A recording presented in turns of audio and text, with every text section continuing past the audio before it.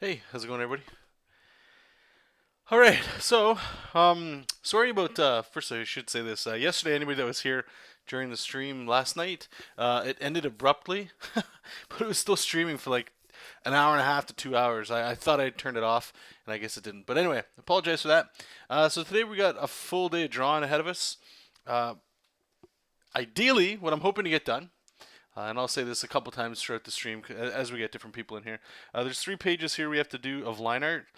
I've also got it booked in to do all the inks as well. So we'll see how it goes.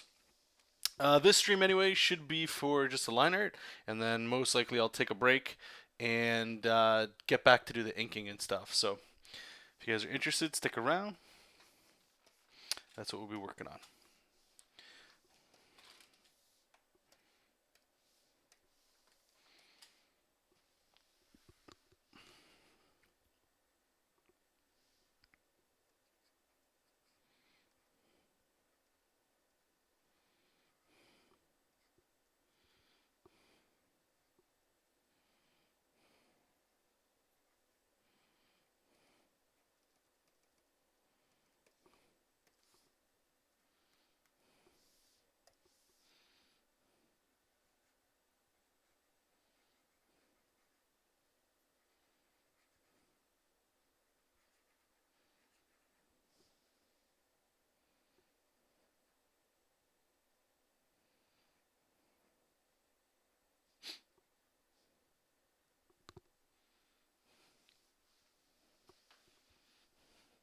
Hey Darren, how are you, man?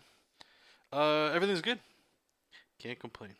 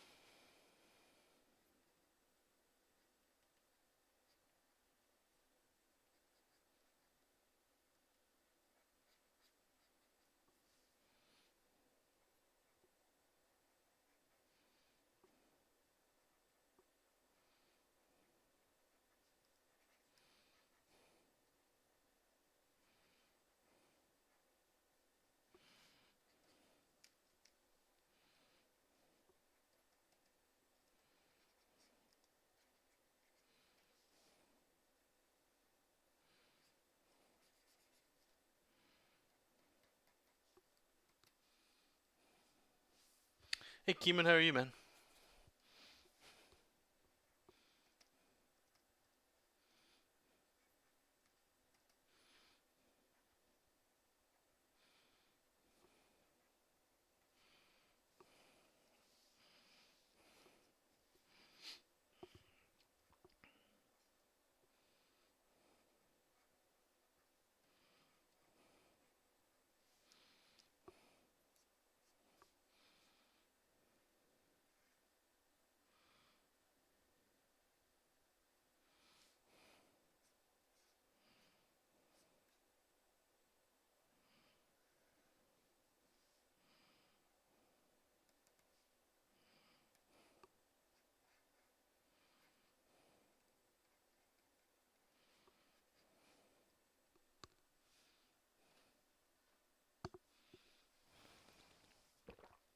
Oh, Todd Knoxtra streaming, is he? What's he drawn today? I gotta catch more of his live streams. I feel like our schedules, we're always like, I'm always missing him, so I don't get to see too much of what he does. I always have to end up watching like the recorded things, which are fine too.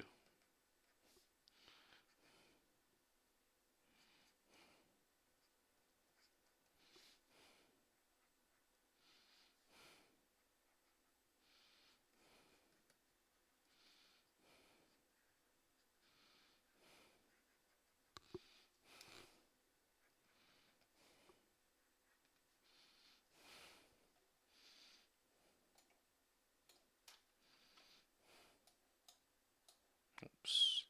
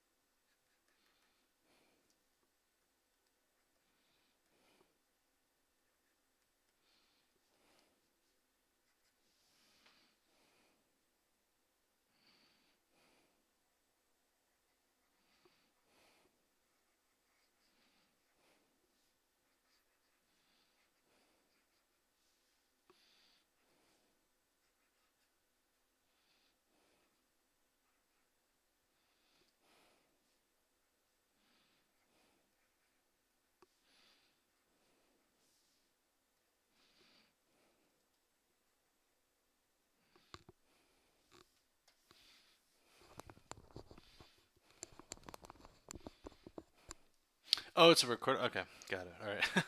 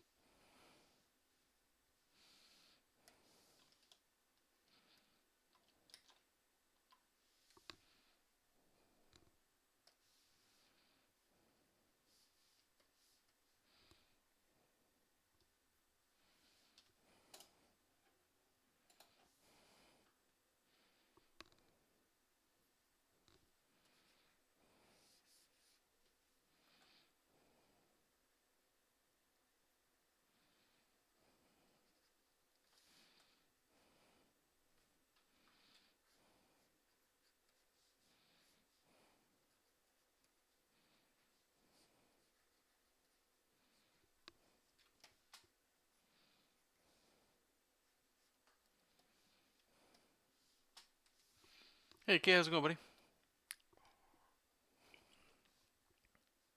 Hello again.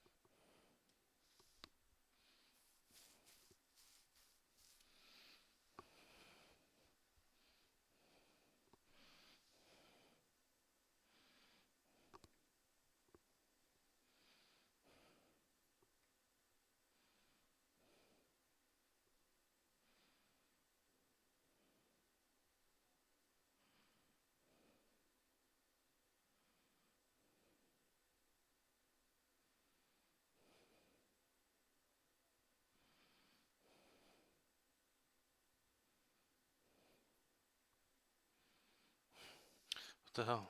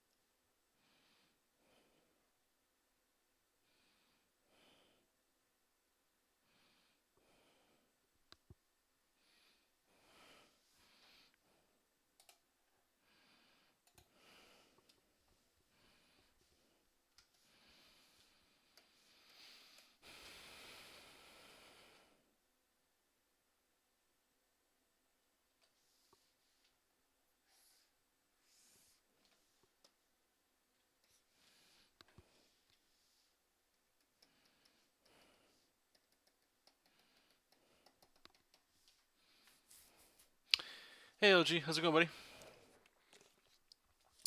He's already on inks from his pencils, and it's just. Yeah, he's a quick guy too. That's for sure.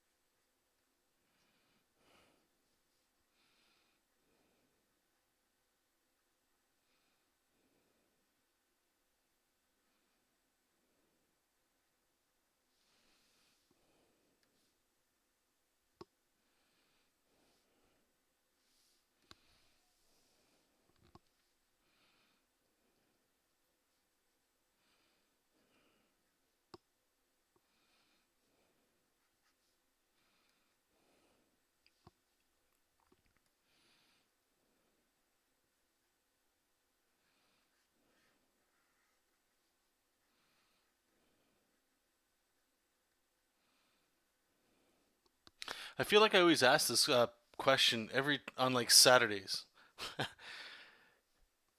but I need a video game to play. So if you guys got any kind of recommendations, that'd be great. Let me put it in context, I guess, to help me out. So, oh, sorry, this song's so sick. I'd love to be able to play a role-playing game. A social game would even be better. So if it's online, um, and something I can just put like an hour into or something like that. I did start up Bravely Default again. I was making a tweet about that. I don't know if anybody in here has ever played that game or anything. Great game, but just something on like the PlayStation 4 maybe. I don't know. I was thinking maybe like a shooter perhaps. I know I played with Will and stuff when we got Battlefront, the Star Wars one. I know there's new games coming out and stuff, so I don't want to spend cash. But I don't know. If you got, what are you guys playing? Let's start it that way. If anybody's playing anything. And I know AK he's playing, or I don't know. Did you end up playing Guild Wars? Last weekend we talked about it, and I installed it. But on this machine, I guess the graphics card's just garbage, so I can't even play that. That was a bum out. I was really excited after last stream, last weekend, talking about Guild Wars, and I was like, "Yeah, it's gonna scratch an itch." I was excited. I was watching videos and catching up, and I couldn't play it. It was a bum out. Yeah. Oh, LG, you doing some comic as well? Good stuff. Good stuff.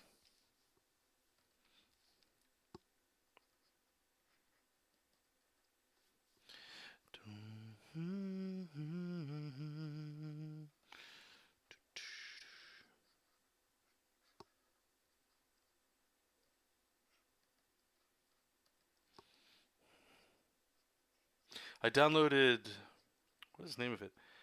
Dragon Quest Heroes. That one, it was actually pretty fun. But again, it's that single player. Horizon Zero Dawn and Dark Souls. See, Dark Souls. Whew, I hated that series. I picked up Bloodborne and I really enjoyed it, but then I just got out of it. You know what it is? I kind of associate it with like RPGs. They're long games, and you have to level grind. Except in Dark Souls and Bloodborne, it's not really grinding per se. It's more it's a different kind of grinding, right? It's getting better through skill. So you have to put in the hours usually, right? Like for a boss fight or something. And then with level grinding, when you're just grinding, and let's say you die and you're not saving often, and you have to regrind all that stuff. It's just like so. Ugh, I just put it away and not want to draw it or anything like that. Afterlife and old. Oh, those LucasArts games are great. Hey, Chris, how's it going, by the way, man? Nimrod misses Street Fighter. My PlayStation 3 died. Now he's my buy. Well, if you get a PS4, let me know. If you grab Street Fighter 5, we can play. I haven't played in a long time, but that's okay. Keyman, did I miss something? I had to go back. No, I don't think you've missed anything. Oh yeah, Calvin. Yeah, sorry. This always sounds more suggestive than it really is. But my girlfriend popped in after work, and then we ended up getting into a really cool discussion. Uh, but I thought I had stopped the stream, and apparently I hadn't. So when I came back, it was still going, and then I canceled it there. So sorry for making you guys, or sorry that you stuck around if you did. But everything is good.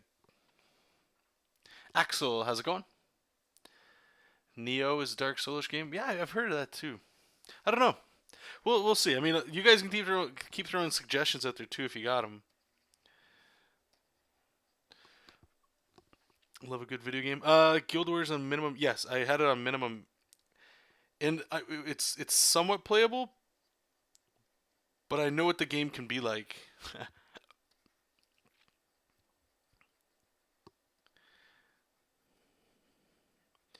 It just didn't. Guild Wars and like MMOs, in my opinion, like a lot of it's the scene, the scenery and stuff, right? And the magic and the spells, and for as much as graphics are not really what matters, they matter. Especially when you've seen them, and you don't have to go high end with everything if you see like the max settings and stuff, but at least something that's comparable to like a PlayStation 3 would be good. Mine looked like almost like a PS2, PS1. All the the textures are muddy and stuff. It just wasn't enjoyable.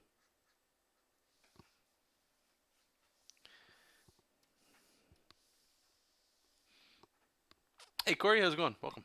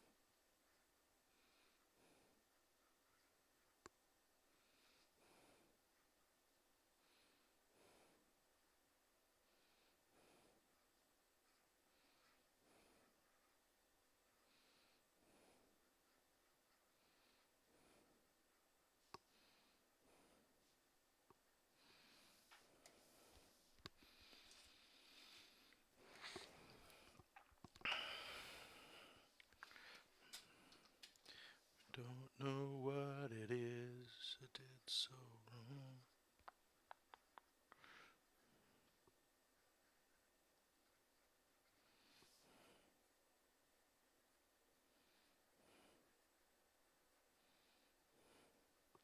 Forget where did I end up? In Dark Souls I was playing, and I think it's one of the earlier bosses. It's like this lycanthrope, this guy that turns into like a werewolf. That shit was super hard. I'm more than sure I cheesed it out. Like I was hiding, you could like zone him around the gravestones. So I just zoned him as hard as I could. I remember I know I beat him, but that took like a few days. Just getting so frustrated of having to do that over and over and over again. I forget how far after that I got. I don't think I got too far.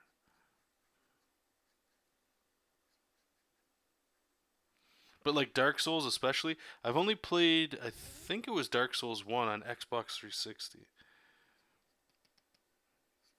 But I'd be lying if I told you that I haven't eyed Dark Souls 2 and 3. I've watched Let's Plays a little bit, not full playthroughs, just a little bit. They're good games. I like them. I think what it is I like the experience of them, but in my opinion, and I could be wrong. Anybody in here that's a huge Dark Souls fan or anything that's played a lot, you can correct me. Please correct me if I'm wrong. But it's like they reward a lot of, I don't want to say sightseeing, but what's the word I'm looking for? Exploration. And exploration takes time. That's why I was saying the fighter or like a shooter and stuff. I remember when Will and I we were playing again Battlefront, the Star Wars when that came out. I really liked it.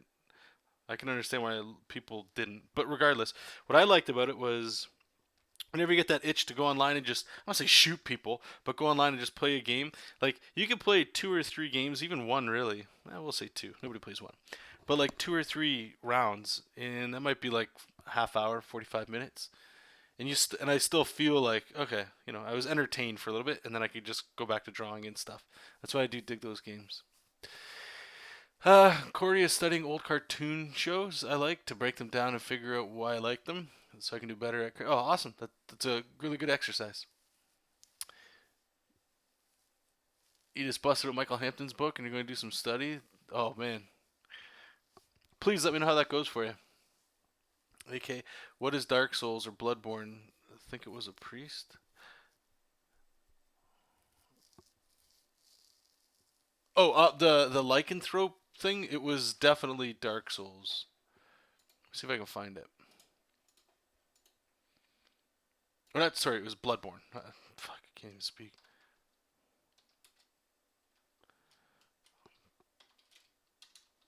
Bloodborne. Lycanthrope. I think boss.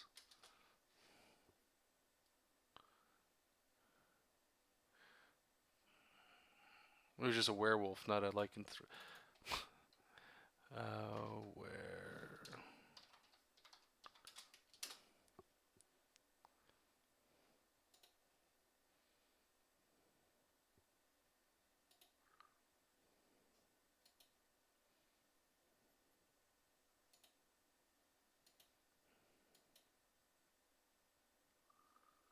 Oh, it's so dark on my screen.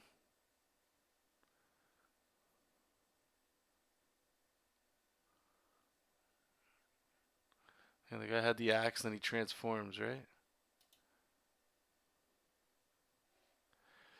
Yeah, I was gonna show you guys, but it looks so dark in the recording. You know what I mean?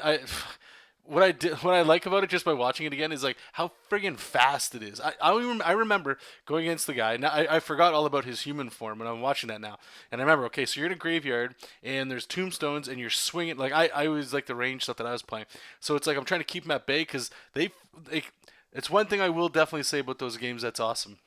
A big character with a big weapon hits you, you're dead. Or a lot of damage. And I remember just trying to every time somebody swang, especially that boss, it was I was fearful. I was like, please don't hit me, just trying to get close so I could counterattack. And then when he transforms into the wolf and gets fast, I'm not saying I got scared, like to the point where I was like, oh, I gotta pause it and walk away. But I would be lying if I didn't say that it felt like I get little bursts of adrenaline, which was very exciting. Very exciting. Viju, you love me from Paris. Well, I love you too from Canada. So, how's she going, eh? Thank you. Appreciate that. All right, let's get back to doodles.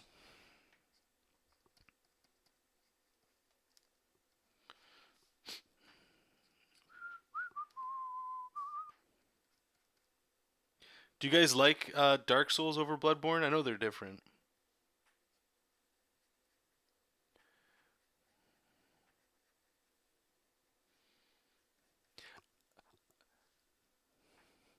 When I started playing Darks or Bloodborne there, I was like, oh man, I really want to do Castle Dracula, like that comic. Because everything's like exactly like that, right? Vampires, wolves, and monsters and stuff like that. Father, how do you say it? Gas. I can't spell. I can't read either. Father, I like that. It's the name of the werewolf dude, right?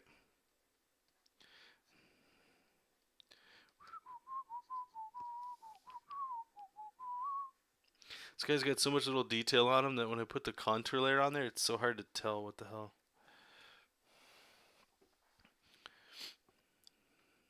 Line weights help once we get into inking. The only way you can tell what the hell's going on.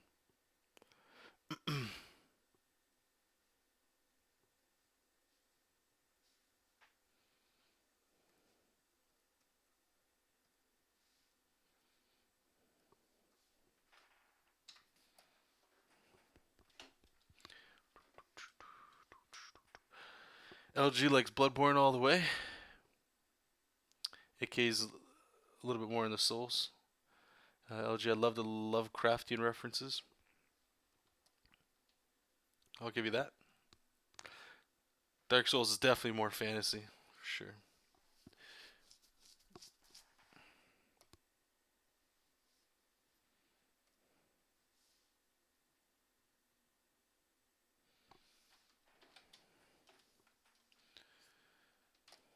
Well, maybe this is a little bit. I'll ask this question: out of all the Dark Souls, if you guys have played them all, or if you've played at least two, which one do you prefer as like your favorite one?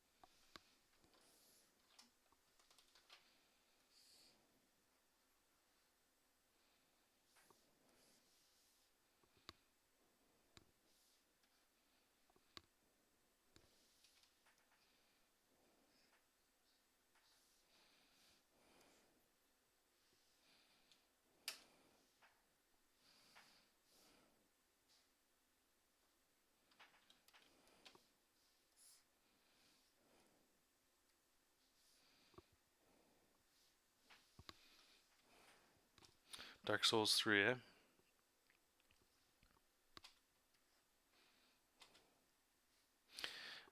But Neo is my new fave because of the reference to Japanese stars characters and Oda Tadakatsu.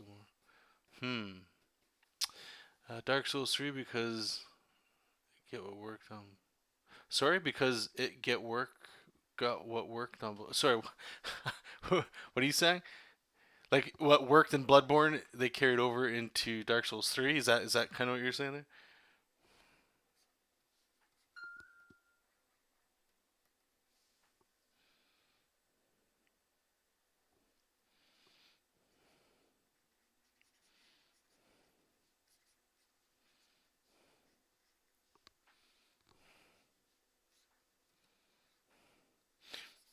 Actually, we could put. Let me do this before we start drawing the background. We'll put Jesop in here too.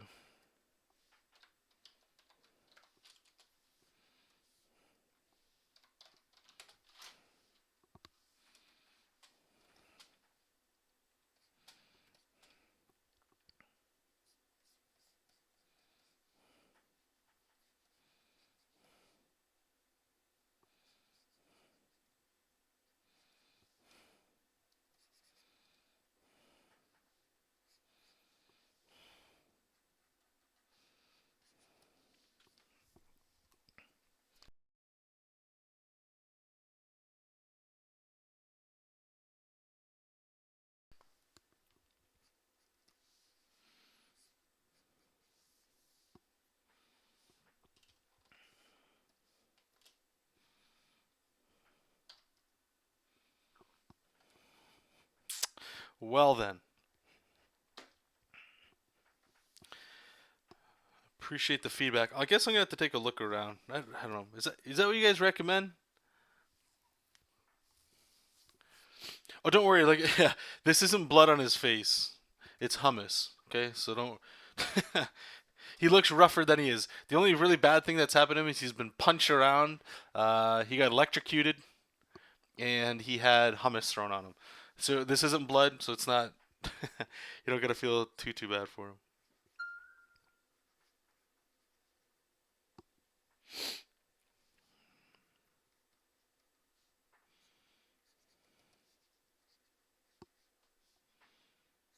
I'm gonna have to look at some release dates and stuff. Cause is anybody here getting the second or the new Battlefront that's coming out, like the new Star Wars Battlefront? Like I said, I really enjoyed the first one. I get why people don't like it as well, but I'm not a like I enjoy Call of Duty too, but I don't play it hours and hours on for days. But the Star Wars one, it was definitely for people like me. I know that casual 30 something guys, women too. But the new one's got like all the it's like the same game but more. It looks like. So I don't know. But yeah, like I said, I gotta check out the dates. See what's coming out. Then I'll take a look at how much is Dark Souls 3 now. Can't be that pricey anymore, can it?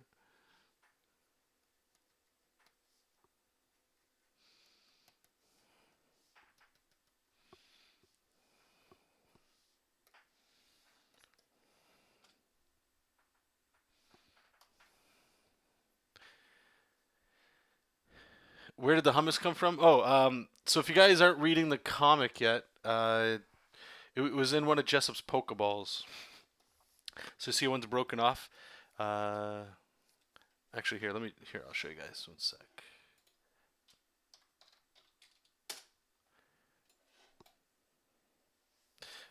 So go previous. So if you haven't been catching up with the comic, it was right here. Mexiet's moving in on Momo. She's all falling out. So Jessup can't. Well, he can get there in time, but I haven't shown his like super speed kind of stuff yet. But so he breaks the Pokeball off, throws it at him, and is this hummus? You dare! I will have your head for the. And then everybody starts beating the shit out of everybody. Jessup does some superhero power stuff, and gives Momo time to wake up and blast Mexiat, and now he's standing over top of him.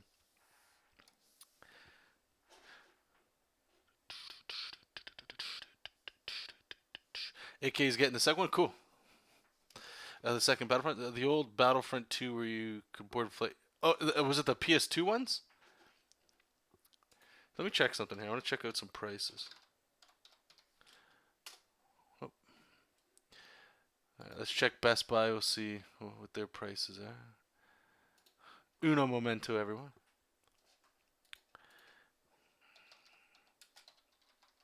Dark Souls. Oh, it's $30 now? It's not too bad. 20 would have been the sweet spot.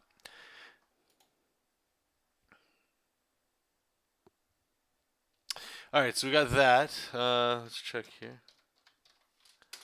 Actually, you know what we're going to do here? One sec. This is totally not art related. That's okay though, right?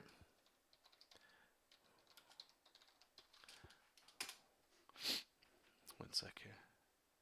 Dark Souls 3, Fire of the Fades. Is that like the Game of the Year stuff? That's 50.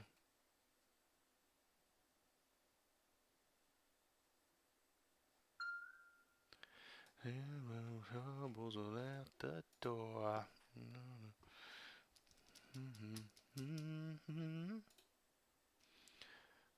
Alright, I'm going to go to the worst video game site in the world. EB Games. Ugh. Working at this place was a piece of shit. Love to rip people off. So anyway, I want to just see. Here we go. This is what I want. New releases. Or most anticipated these. I want to see what's coming up.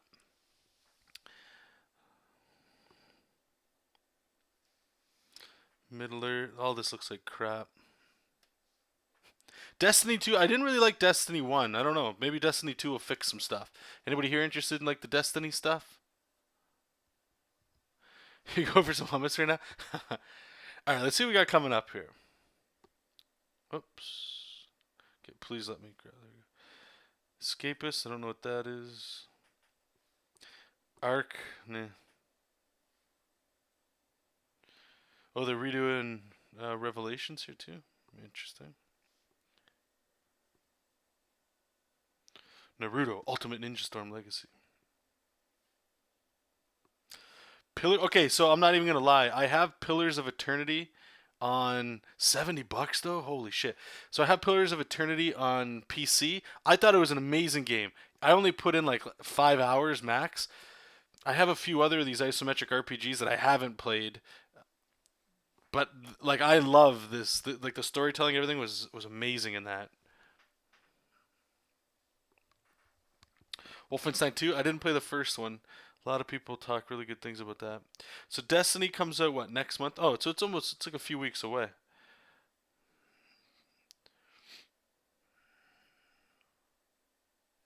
Knack. First one was interesting. Oh, there's a Yeez version or a Yeez 7, 8, 5, 6, 7, 8. Yeah, Yeez 8 coming out. Interesting. Get some RPGs. Jeez. All right, here we go. So Marvel versus Capcom. I don't know. We'll see. We'll see. That one's coming out soon too. So it's like next month is like when all this big Road Rage. Really?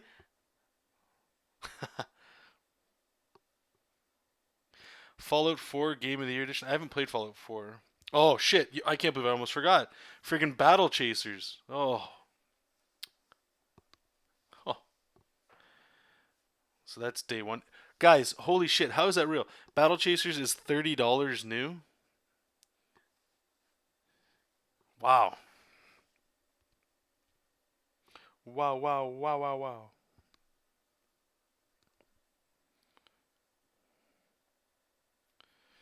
I feel like there should be more games here. I feel like I'm missing some stuff. Although I'm looking at, there's games here that I could see a lot of people playing. Whoa, there's Wolfenstein. Yeah, there you go. October. Lego Marvel Super.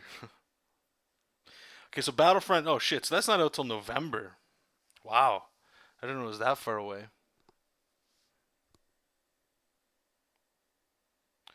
Spider-Man. Farming Simulator.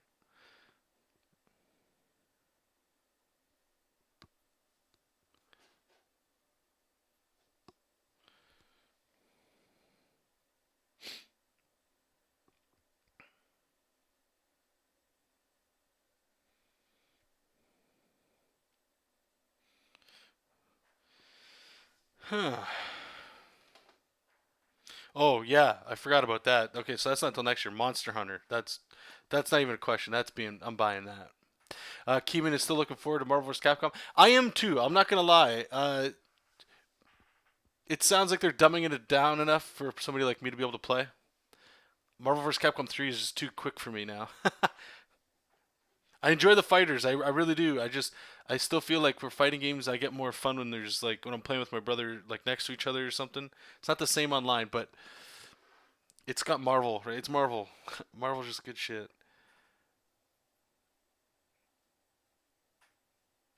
Dragon Ball Fighter Z. Yeah. So that's about it, eh? Wow. Okay, I thought there was more options. So getting some of the old stuff doesn't sound too bad. So nobody in here is really into. Yeah, Monster Hunter World is definitely. That's not even a question. I would love to be able to do some Monster Hunter stuff. I'm not a pro Monster Hunter. Generations that just came out for 3DS like not too long ago was the game that finally got it to click for me. So that's why I'm super excited for the PS4 one. But if there's anybody in here, AK, I'm assuming you're gonna be that way. We're gonna have to party up online and we can go get some monsters and shit. I think that'd be a blast. But yeah, so like I don't know.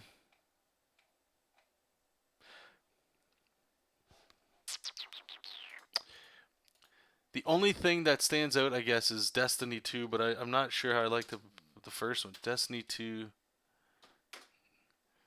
gameplay? Because I don't want to do the multiplayer shit. I just want like single player, I guess.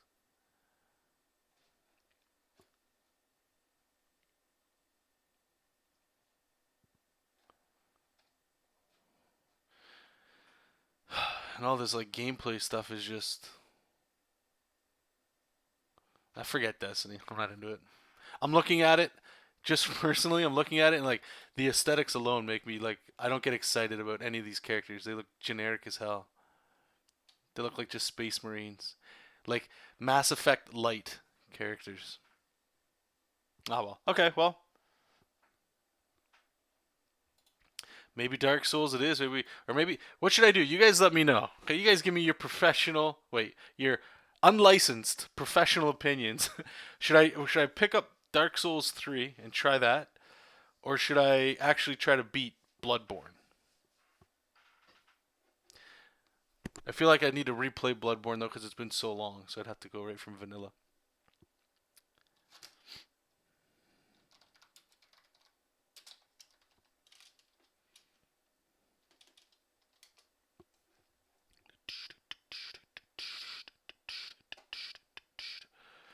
Now get fed up.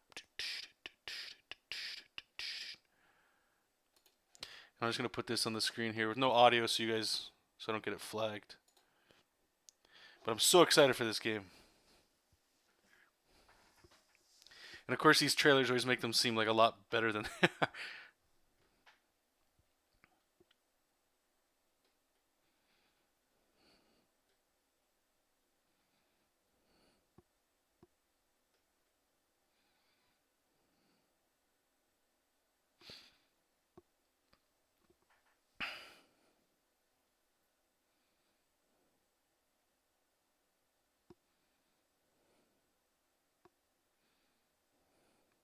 I hope the flight combat feels better.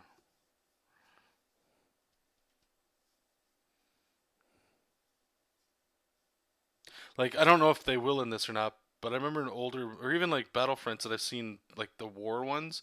It's like where you can get into a ship and land it, and get into a ship and land it. You know what I mean? Where this one's like you find a spawn location, get in the ship, fly around, and then that's it.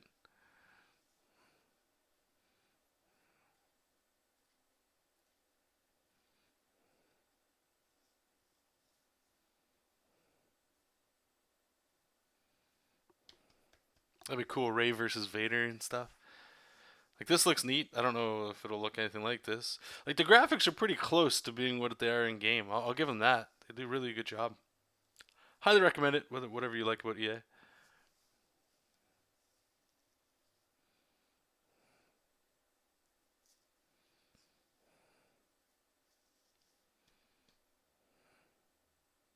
And I think it's a unique take on the story too. All right, it's enough for a break. Let's get back to John.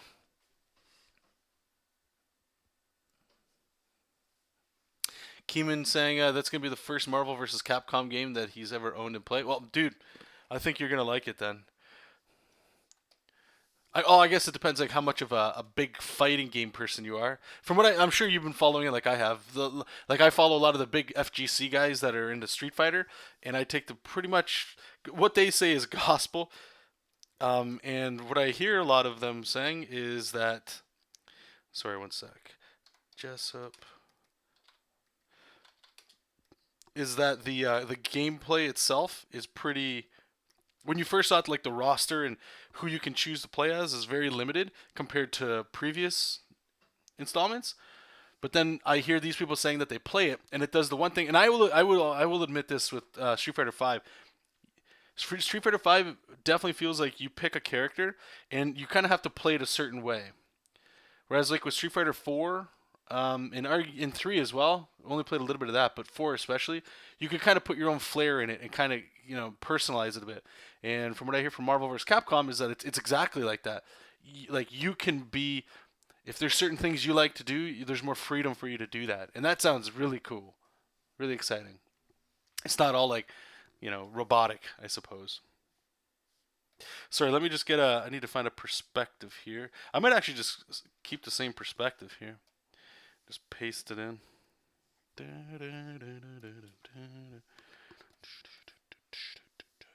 looks to kill.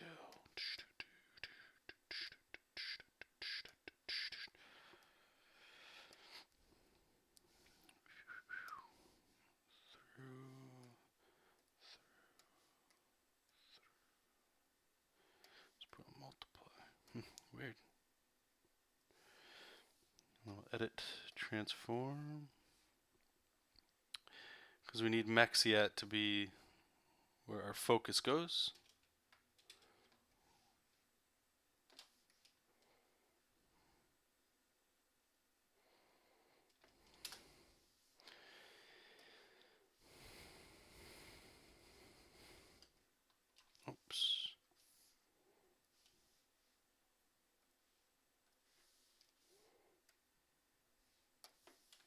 Okay. Let me catch up with what you guys are saying there. AK. Beat Bloodborne. A posse. Is that how you say your name? Welcome. I haven't seen you before. If pre-ordering anything, why not the new Monster Hunter? Oh no, I'm not. Yeah, sorry, I wasn't pre-ordering. I was just I was taking a look at the list of upcoming games for PS4. PS4 is really the only thing I play on right now. 3DS as well. I was just trying to see what was out there. I don't like the pre-order games, especially at EB Games. I'm not going to get into the thing or whatever. Uh, I think Monster Hunter might be that game where I don't think you have to pre-order unless you get something worthwhile. Then I guess go ahead. But I'm 100% getting my Monster Hunter. Yeah, I honestly in my mind I'm imagining Monster Hunter Generations, but with PS4 graphics, and I like that's insane to me. But yeah, I will let you guys know. That way, maybe we can all hunt together. The people that grab it. Okay, Darth Maul looks too OP. Hope he stays. Davon, how's it going, man? Welcome back. Benjamin, how are you? Have you seen the DTV of Batman and Harley Quinn? Dude, it's hilariously bad. The DTV. What is the DTV? What does that stand for? Keeman, wonderful. Since I represent both brands very well, I think this would be great for me. Absolutely, man. And guess what? We get to play as one of my favorite villains of all time, Thanos. How sick is that?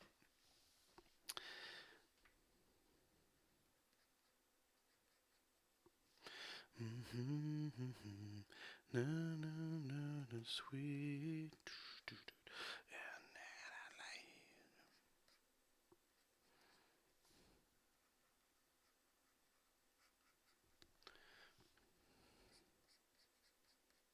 What are you guys interested? Like, what games are you guys looking forward to this year? From all my gamer friends in here right now.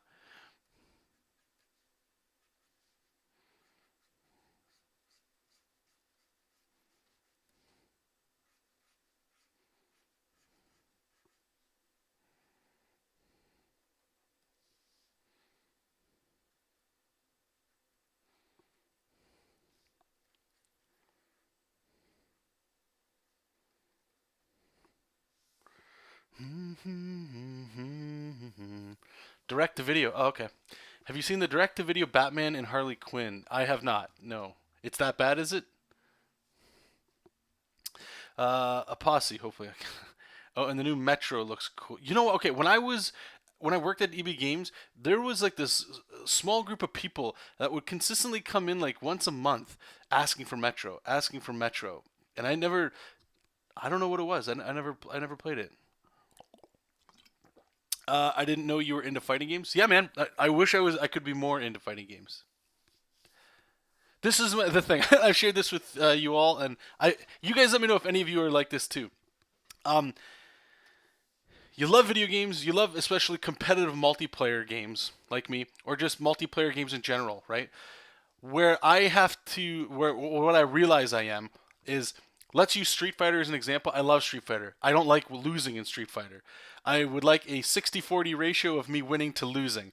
But in order to get even that, I have to watch videos, I have to study a bit, I have to do some research, I have to spend some time in the training room just to get like even the what they call the bread and butter combos down, or how to use like counter hit combos, or and I'm probably using a language you guys don't know, but get muscle memory in the game so that I don't have to think. Just like drawing, that kind of stuff, right? But that requires time. And I have chosen, like some of you maybe, if you guys are the same boat as me, chosen to spend the majority of my free time making comics and drawing. So that means that we all only have X amount of hours in a day. So that means that I can only get so good at these things besides natural skill at something, right? So because of that, I get it's like a catch 22 because that means that I'm going to by default most likely lose more often than not. And as much as I love playing these games, grew up friggin' playing Street Fighter with my brother and at the local convenience store, Street Fighter 2 Championship Edition. Mortal Kombat was around then too. Like all these awesome things and playing with your friend, like playing during summers and stuff. It was great. But those days, sadly, are over. So, as much as I love these games, I know I can only get so good, right? And that's why I like the Battlefront games and some of these like lame shooters that are and I understand why younger people don't like it because you don't have to be as skillful to play these games, but people like me that only have like the hour a night, or dads or moms or whatever, can just plug in, play it, and get out and still have a good experience. That's, I don't know, that's the only thing that I gravitate towards those. But anyway, uh, Thanos is badass. Yeah, yeah, yeah. Battle Chasers and MTG next expansion. MTG, Magic, the next Magic expansion. Is that what you're talking about? I can't wait for Battle Chasers as well. That's gonna be a special thing for me, 100%. Posse's waiting for Kingdom Hearts 6 in 2089. Oh man, Dave on Kingdom Hearts 3, Monster Hunter, and Mountain Blade. Okay, Mountain Blade. Um, Tony that I used to work with at EB Games, the guy that honestly like turned me on to life, like a lot of things about life, especially with space and stuff. He would always talk about Mountain Blade, and I asked him, and it sounded cool. I'm actually excited to see what the reception is on like a console.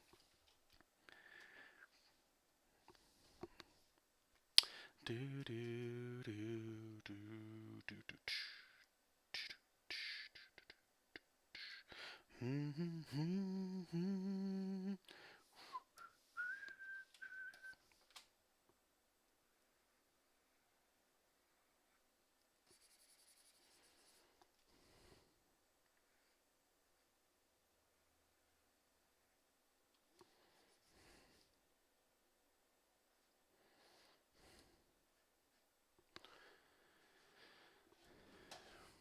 Oh, Spider-Man on PS4 looks. I need to see some gameplay. Like I saw the E3 stuff, but I would like to see more. You like the average person playing on a controller. I need to see what that looks like. If it's even remotely anything like the PlayStation 2 Spider-Mans, that could be something sexy right there. But thank you for the link. I'll check it out too. A girl asked if I wanted to fight her in King of Fighters as much as I'd take the date. I don't want to get bodied since I've been. You don't want to be free, right? Yeah, yeah. I get you. So I play Zangief in Street Fighter 5, right? And my brother just gravitated towards Dalsum. So when I'm talking about 60-40 and getting upset, like it's like 90-10 and I cannot get in. So frustrating. So even when we hang out to play, it's like I don't even want to because it's such it's so much work.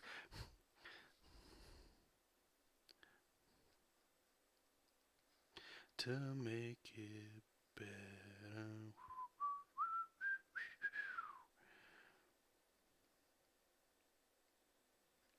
So Momo's gonna be getting her crown back soon. It's gonna look weird. It's been so long since she hasn't had it.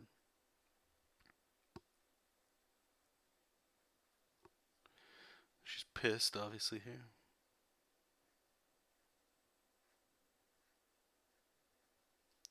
So you guys are suggesting I get back to just trying out Bloodborne again? Not get Dark Souls stream? Me Mag, how's it going? I love that name, by the way. What's the small window program that you use there to view the reference images? Thanks. Oh, no problem. This is called PureRef. PUREF. The price of it is whatever you want, so it can be free. I recommend downloading it. Again, I'm not gonna tell you what to do. I think I spent $5 on it. Donate what you want if you want anything, but it's amazing. I highly recommend it. You can zoom in. It's always on top of Windows if you want. You can organize all this stuff, right? So let's just say I want like something here. I can press spacebar, bang. I can zoom in on that stuff. Usually when I'm not streaming with you guys, I put this in a second monitor. I just have it in a small one right here, just for obviously for the stream because I don't have much real estate here. But stuff like this is why I dig it, because I can kind of have like various emotions with characters' faces, like an expression sheet or a model sheet, right? And I can kind of keep it up here, and that way things are generally on model. So I recommend it. Great little resource. I get astounded every time I see Zhang versus Abigail in Street Fighter 5. This I know. Friggin' Abigail. Yuck. I use the sub view. Oh yeah, yeah, no, yeah. The sub view is a little different, right? Because you're gonna have to have. It's only gonna show you what you're working with here. The PureRef thing, you can export all that stuff. You can also do some really neat things like let's say, okay, a good example is the comic project that I'll be working on, the Astonishers. I had to design a couple characters, so I was just going on Google, right? And let's just say a fire superhero. You type that into Google, and you're gonna get a whole bunch of stuff. Go on Pinterest, wherever, and you're gonna see reference you like. You can literally just click and drag, and it'll bring the image in, and you can just populate this thing with images, save it, and it's all in one file, as opposed to, opening up like Windows image viewer and just scrolling through one by one, or copying and pasting them all into like a Photoshop file or something. I find it to be quicker and more efficient myself. But again, like I say, you can try it for free. You actually don't have to pay anything, so you can see if it's something that works in your guys' workflow. Na na na na na na na. All right, let's give Momo some arms here. 1, 2, 3, 4, 5, 6. All right, let's do that over again. Use the wrong one.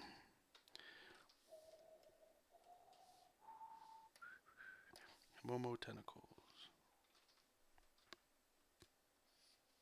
3, 4, 5.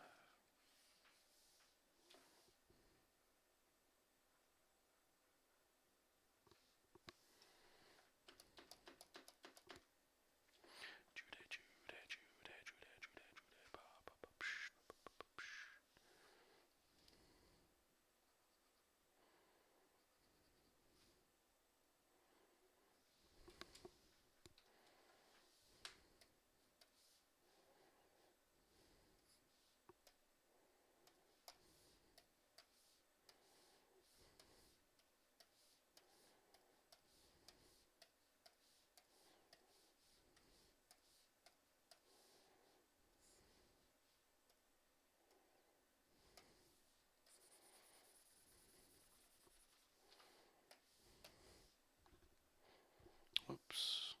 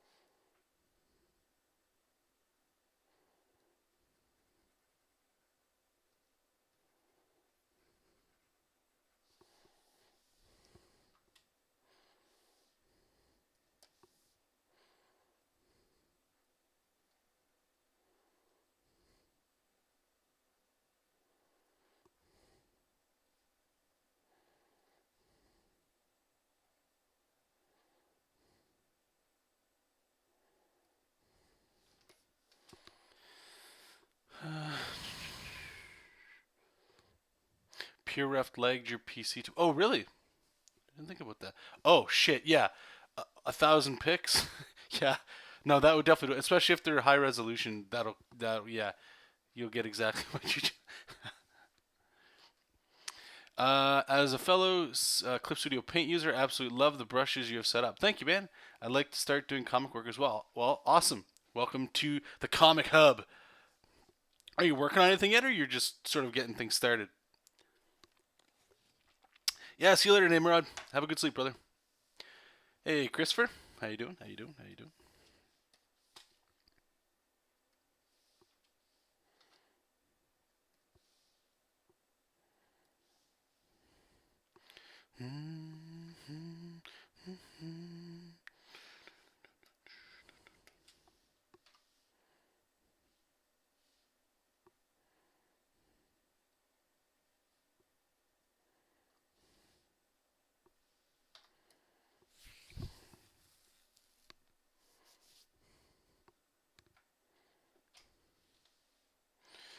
I miss?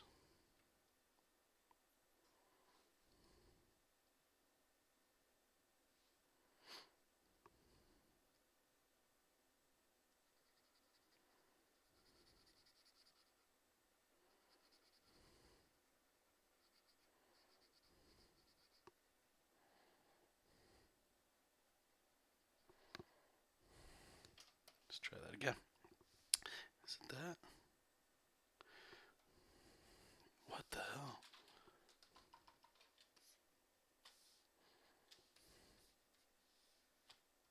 Oh, it's...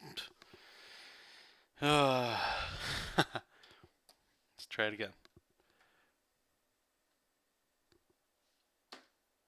There we go.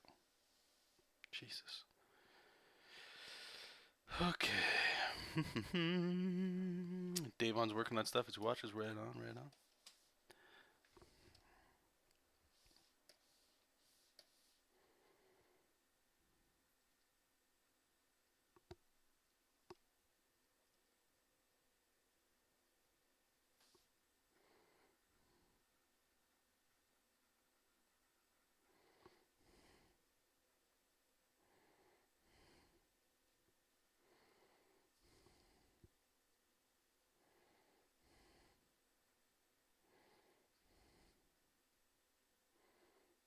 Can you believe Jesop let him get away? Oh my god.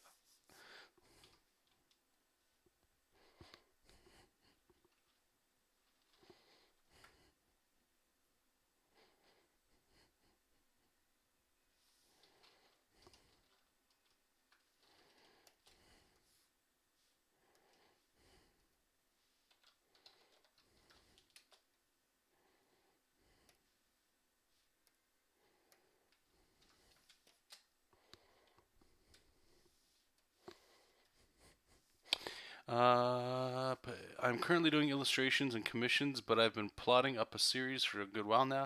I just want to make sure everything makes sense. Okay, I can understand that. I had to personally, I couldn't do that anymore because it was just preventing me from actually starting anything. Because I love like the planning. Oh God, do I love planning? But sometimes, for me anyway, I'm not saying this is your case at all, but sometimes, well, no, every time for me, planning ends up turning into like way too much time, and then I start doubting myself, and I start thinking about other things that I need to make sure everything makes sense, and then it would cripple me from even starting. So that sucked.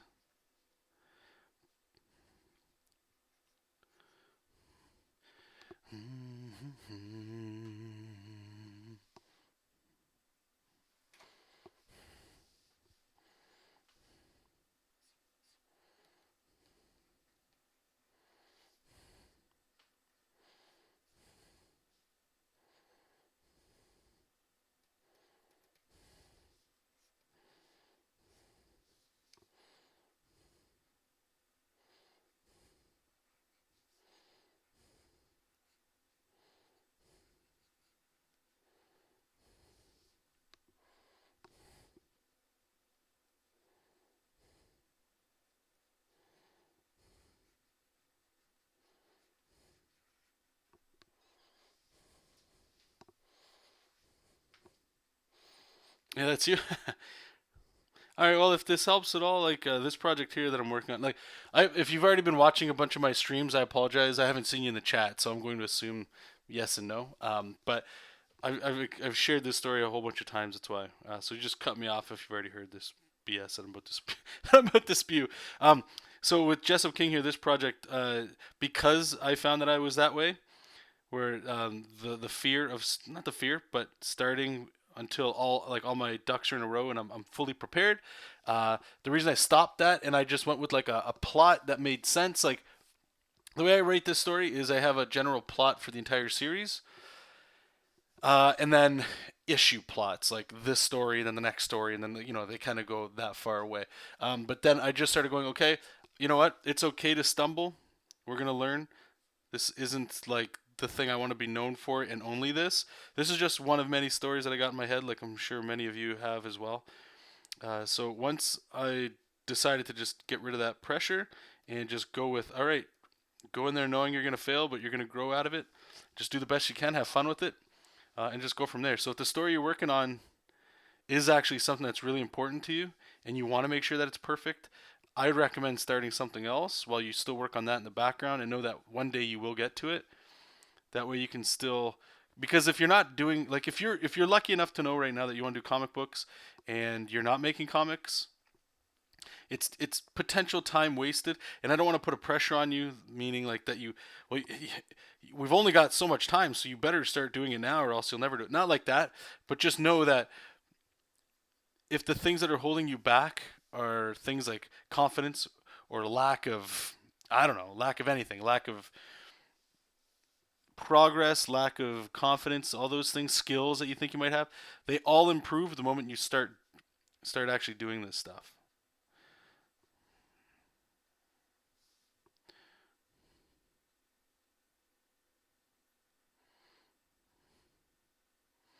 So it's in your best interest to like start as soon as you can something. Because I recommend people try mini comics before they even try to make their own first comic. Just make a mini comic and that's it. It doesn't need any. It can just be for you. 3 pages can be a mini comic, and you will learn so much about yourself as well as the craft, and you'll build confidence and you'll learn new things, all that kind of stuff. So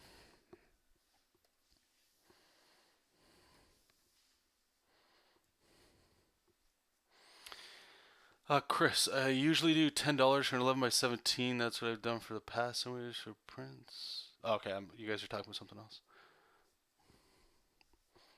Yeah, honestly, yeah. I'm I don't like to like soften things up. Just get cut through the bullshit. All right, have a good nap, Calvin. Just cut through the bullshit and get to the problem. Just talk about it. Get to something that you might think is a solution that makes sense to you. That way you can keep moving on, right? Like, fuck, how often do you guys lie to yourselves? I know I lie to myself all the time. Meaning, like, that makes me sound absolutely horrible. But, like, lying to myself, meaning, you know what? You did a lot of work today. Don't worry, we'll do it tomorrow. Or, yeah, you're tired right now. You had a long day. Just don't do it. Don't worry about it.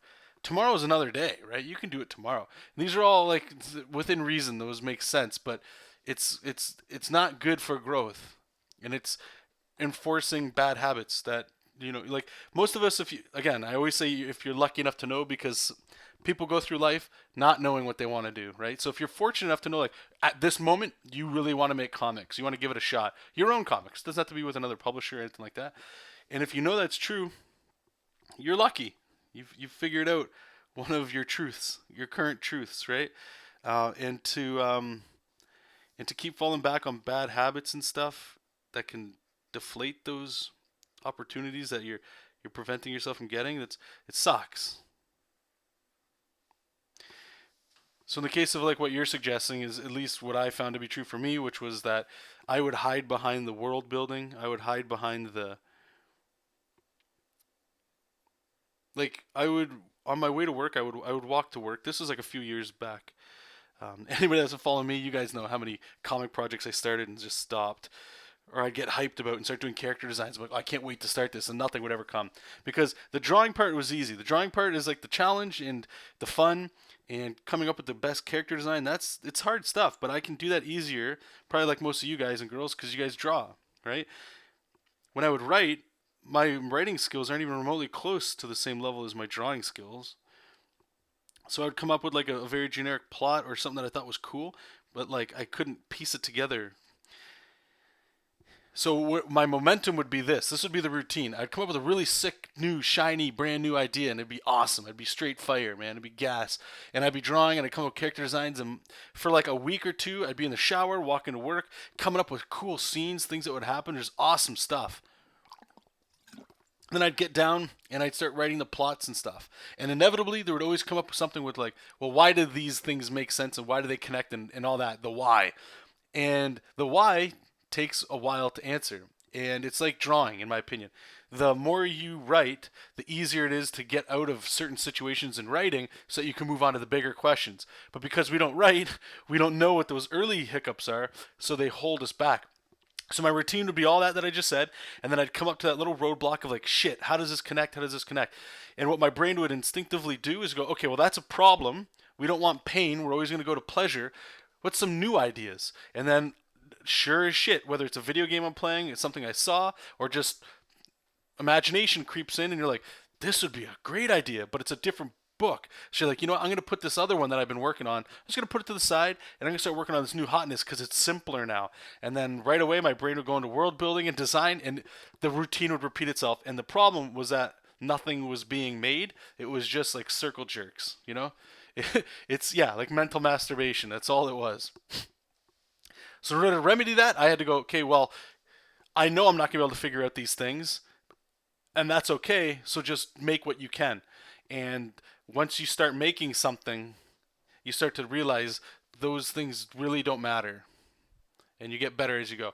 Anyway, if any of that made any sense, maybe that might help you. I don't know.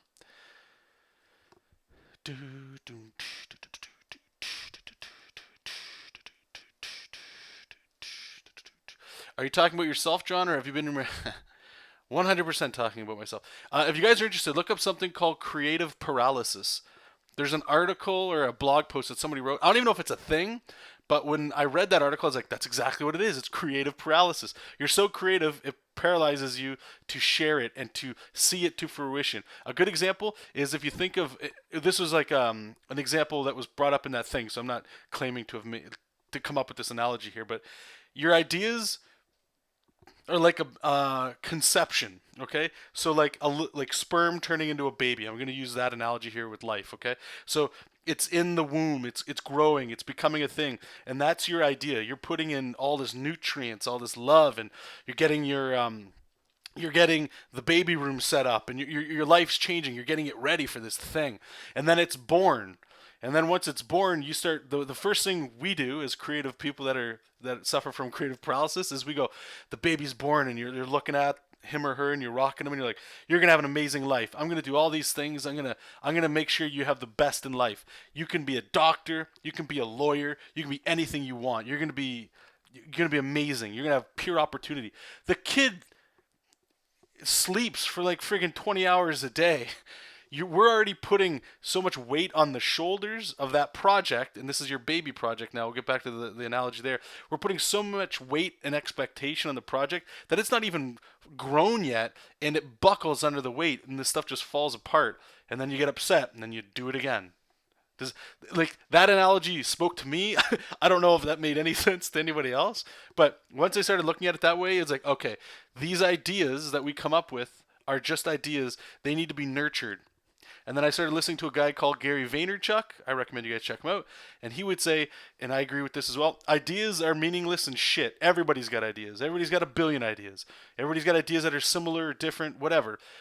The reason why they're not important, it's because execution is way more important than the ideas. Everybody's got ideas. We've all got them.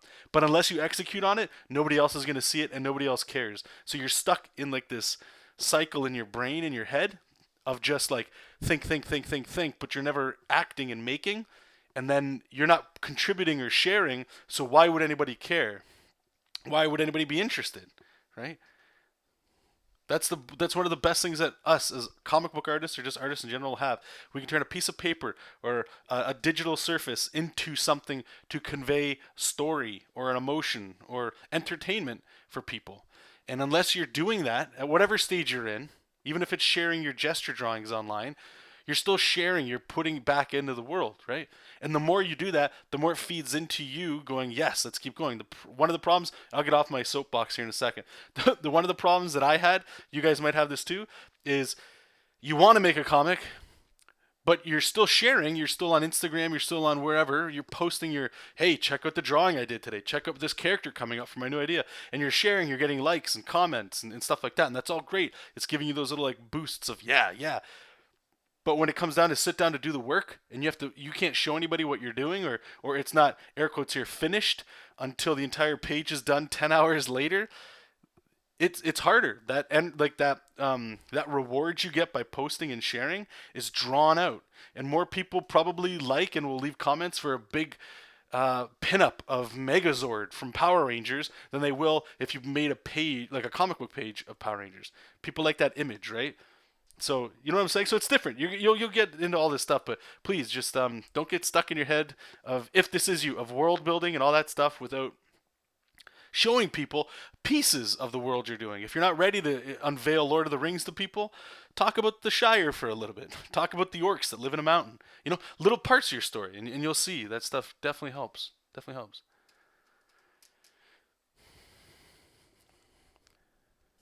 Hey Thomas, how's it going? Yo, yeah, everything's okay. I thought I canceled the stream and it didn't, so I apologize if that you guys stuck around. Anyway, back to drawing.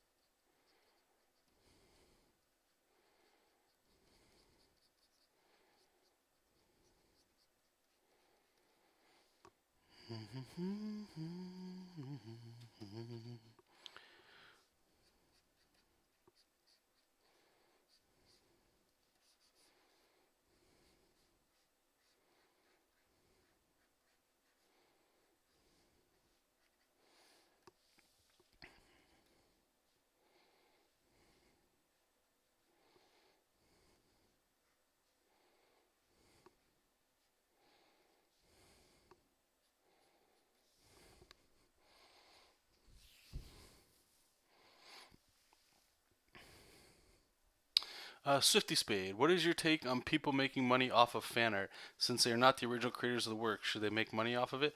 Well, I have to side with it being okay for people to make money because I sell prints and do commissions of licensed characters for people. So I can't do that and say it's wrong, or else I'd be a hypocrite. I do understand that it's a gray area. The way I look at it, the way I justify it, I should say, so that I can sleep at night, is that um, as long as I don't, what's the way I want to say this? As long as I don't claim that it's mine, and I don't do it in the, I guess, what's like the medium that it is in. So let's say X Men. Somebody commissions me, hey, can you do like an X Men pinup with Wolverine and Cyclops? You're like, sure. So I guess in a way it's like doing a cover, but as long as I don't do like a 22-page commission of Cyclops and Wolverine and then print it out and try to sell it as a comic book, I think that's a problem. Even though I'm pretty sure it's illegal to do fan art. Period. Right? You guys can clear, like, I think we've had this discussion many times. I'm pretty sure it's illegal to do that, but nobody's being punished yet for it, so people just do it. What's your feeling on it? What's your guys' feeling on it?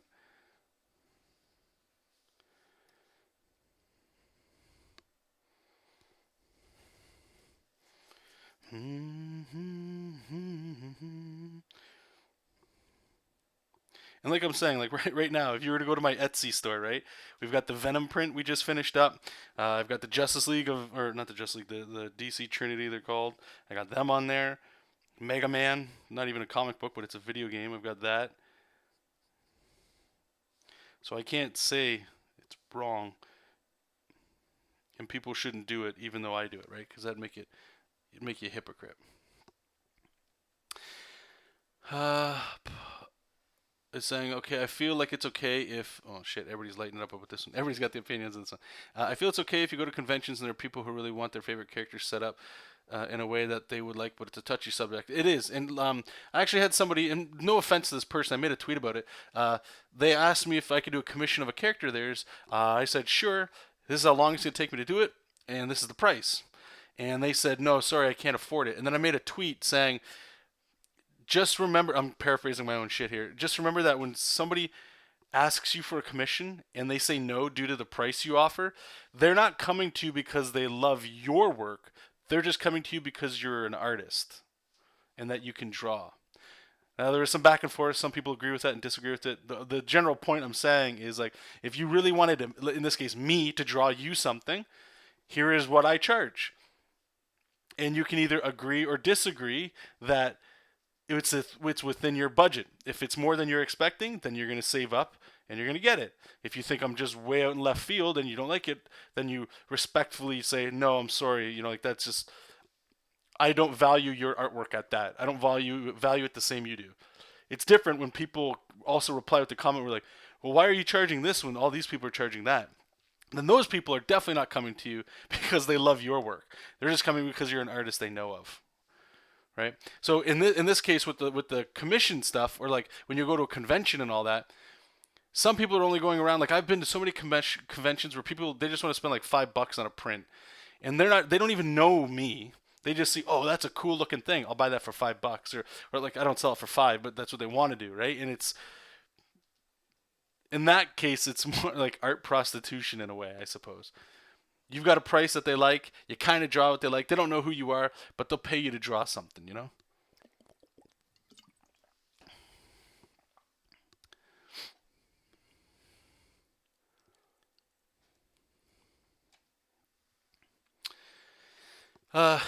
So everybody's pretty much for it. Swifty is also saying, I'm personally against it.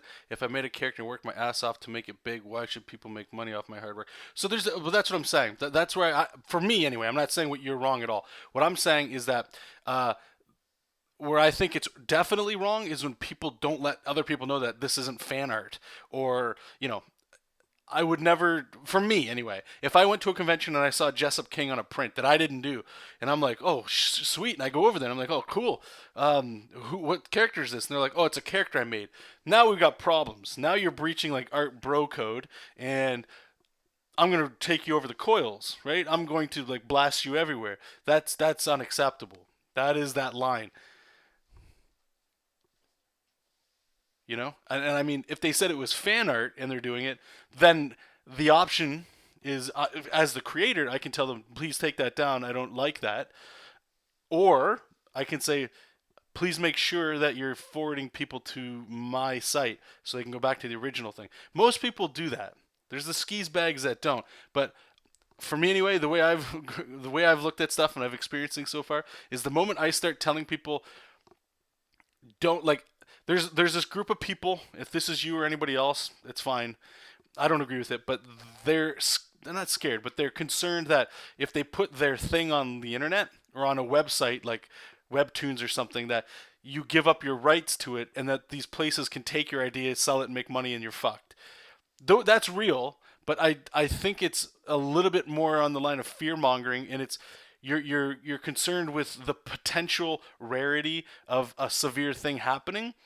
And while you're worried about that, you're giving up on all this exposure that they offer you otherwise. So I do think that's why a lot of these convention places, they don't even care, because you go there and you know where the Marvel booth is, you know where the DC booth is, and you go through the artist alley and you're like, I love Spider-Man. And you're just buying Spider-Man things. Most likely that person that loves Spider-Man is going to buy licensed Spider-Man things as well down the road, right? So it's sort of like a give and take. It's like free advertising in a lot of ways. But that's just my opinion on it. It doesn't have to be law here, right?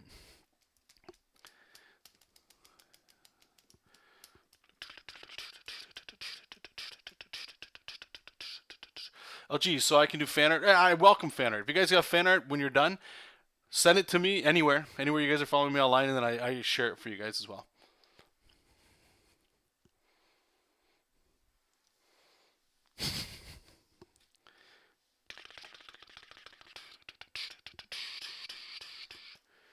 Infamous Butcher, Angel of Death.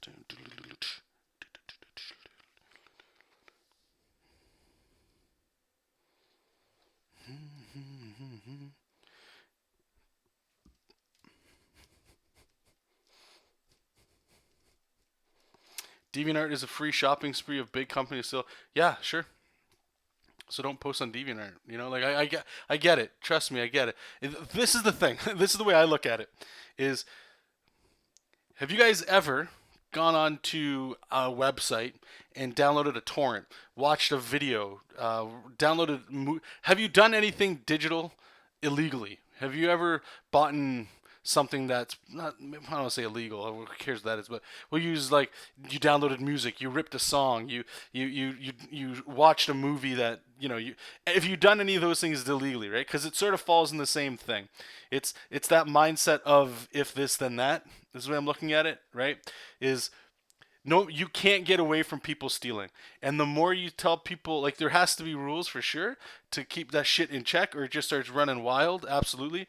But it's the small fish that, like us, all of us here, most likely, we're just small fish here, okay? So if somebody's going to steal from us, you could probably spam it all over Facebook, and all the bros and all the chicks are going to come out from the woodwork, and we're all going to share the living hell out of that somebody stole your stuff, right? If somebody's got the balls to steal the Spider-Man artwork and do something that way, they got Marvel going after them, right? Like, people will make money off of theft no matter what. That's not going to go away. We just have to make examples of people that steal that stuff, right? There's definitely a difference between stealing, in my mind anyway, there's a difference between stealing somebody's idea and doing fan art. Maybe it's a gray area. I'm not sure. Gears, how's it going? It's saying, sell your time, not the artwork. Be hired by an hourly wage. That is a better way to look at it. That is a different one, yep. Do you dig metal, John? Yes. Yes, I do.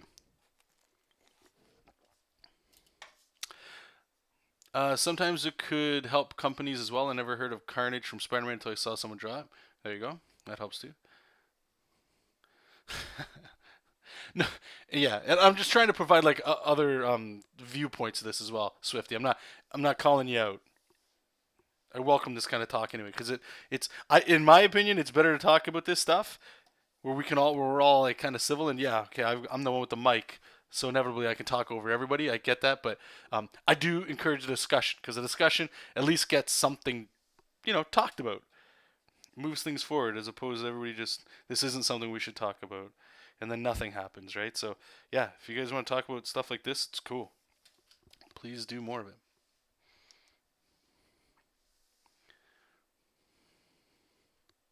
Yeah, no, yeah, exactly.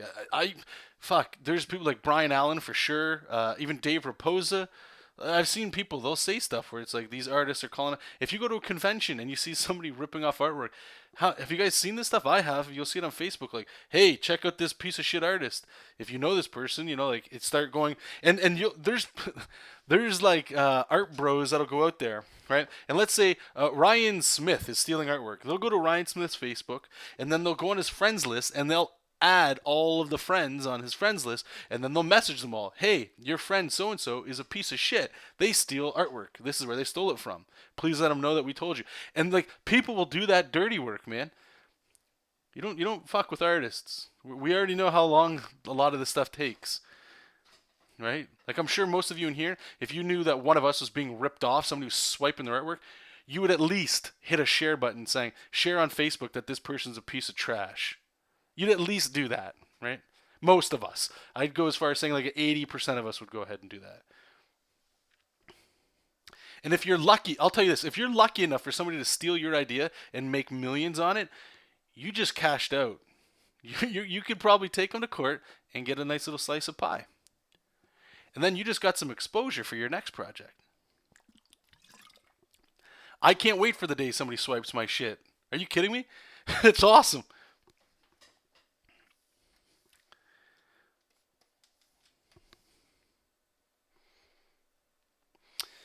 So he's saying, I have done fan art, but I don't sell it. Like, I recently did Rainbow Bright on acid, and it looks like a modern life mashup. That sounds awesome.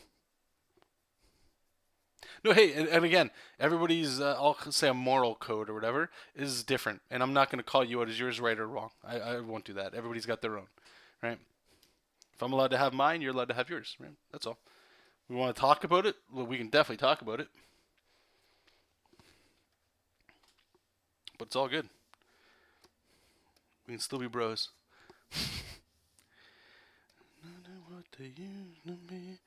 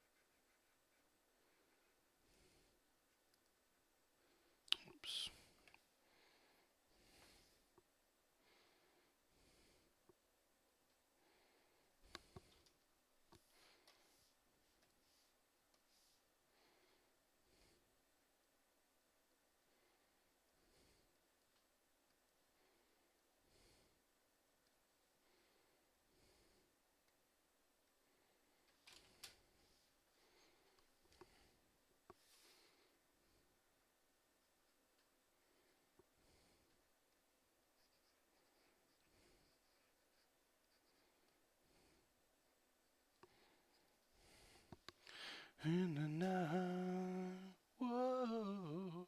Artifigs. I hate it when artists reuse the character design of another artist, replace the suit with the character suit to say, look what I. Sean Ray, how's it going? Welcome back.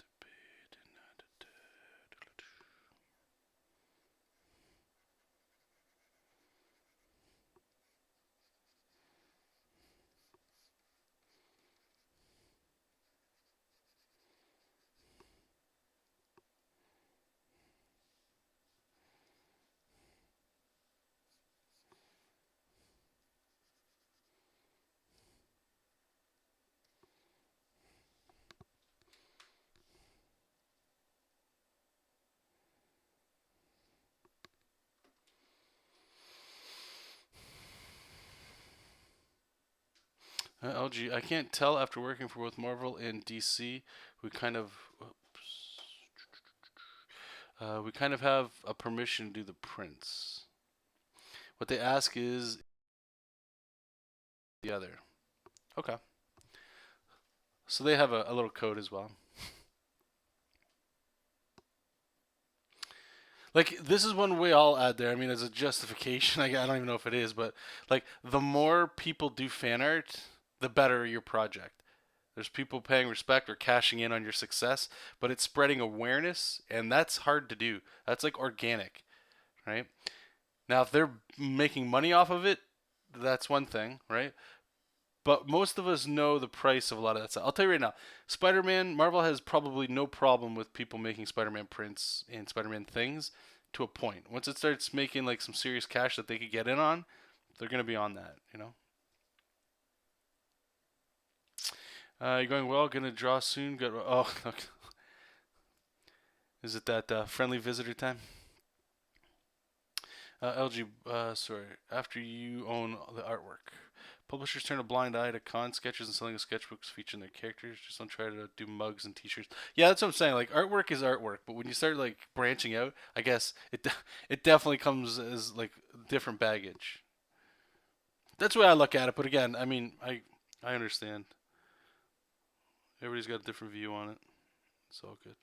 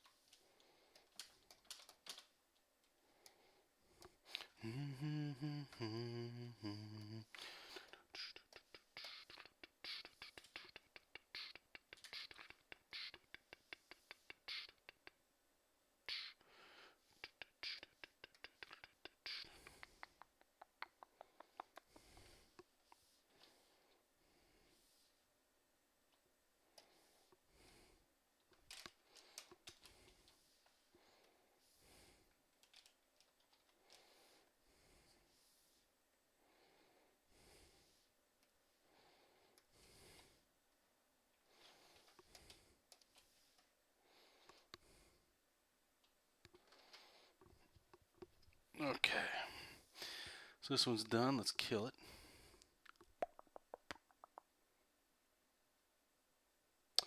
Batfan, hang on. Is that the LG Gray? Yes. Yes, it is. Now go gush over his artwork because he's amazing. Hey, Dennis, how's it going?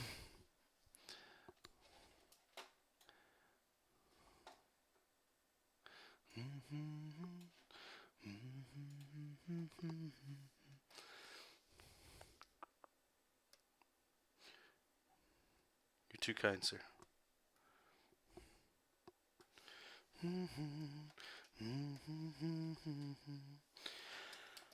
Alright, this one's kind of all screwed up, so let's turn all that off. Go full blast on this.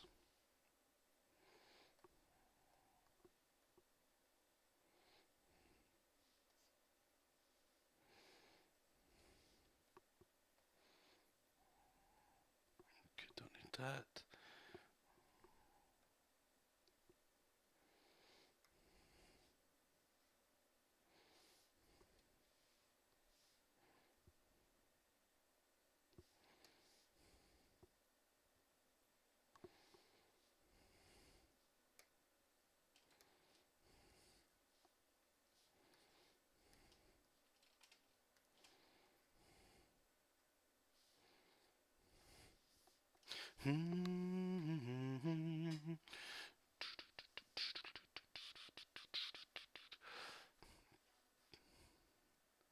Hey, thanks, Dom. Appreciate that, bud.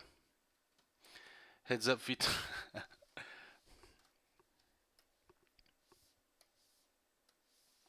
3 panels, so 1, 2, 3.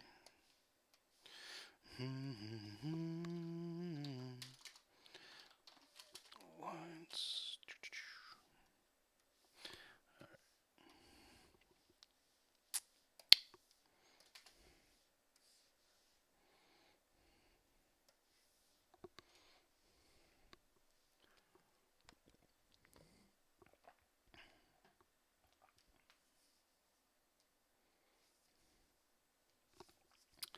Okay.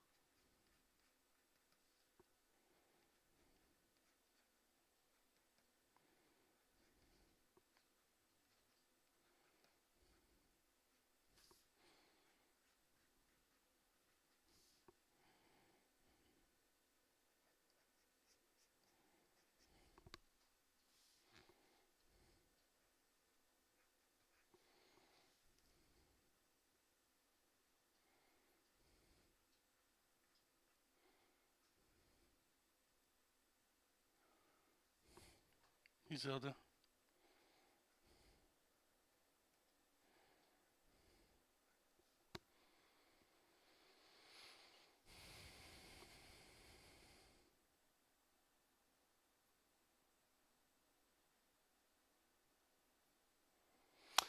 Sorry, Sean. Did I miss something you said?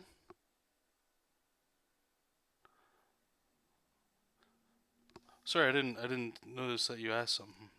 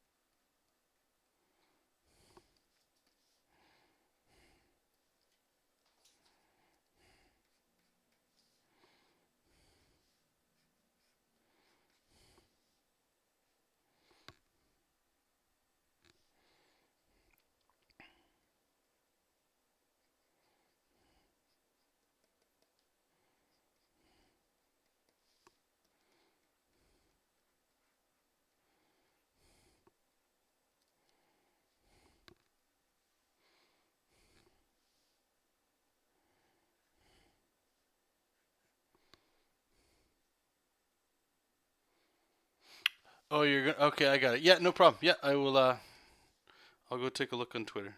Sorry. Thanks. Hope you feel better.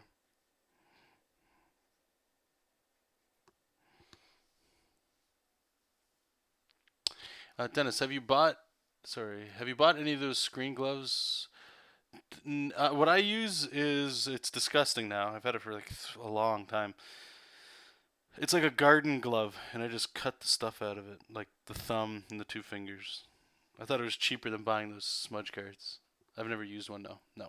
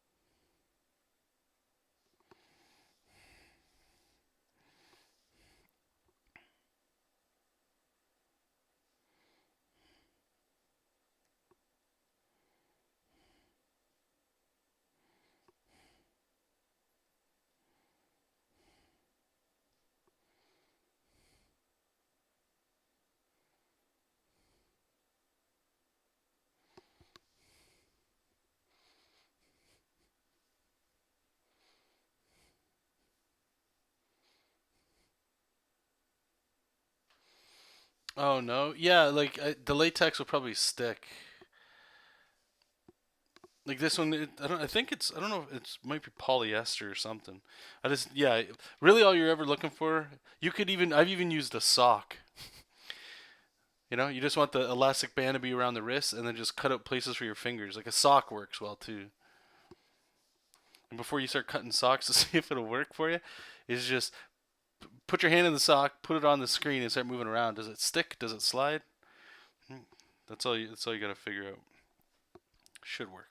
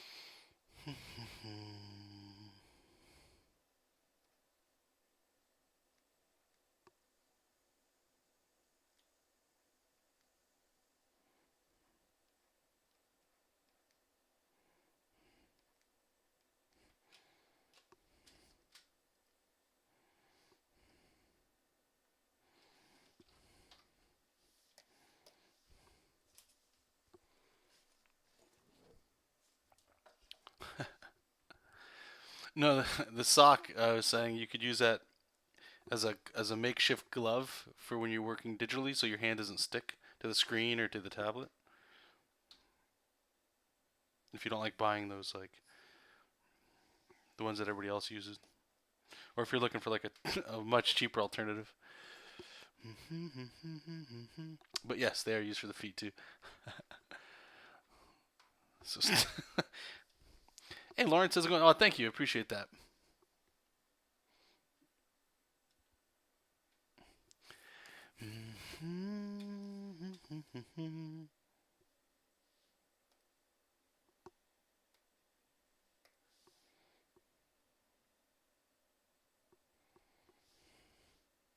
Okay, so Jesop's done. Let's turn him off.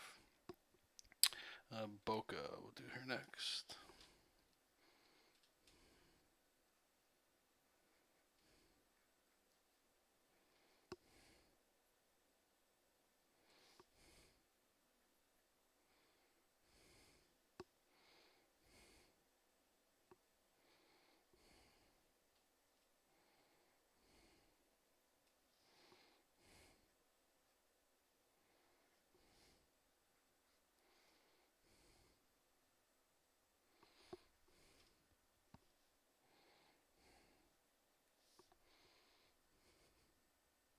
Yeah, like a smudge guard. Yep, absolutely. You've been following me ever since the Birdman. Oh God, I remember that project. The Canadian one, right? Power Ranger kind of thing.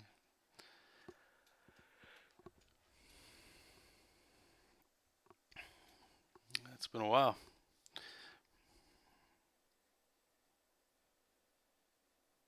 Finally got my shit together. Decided to work in comics.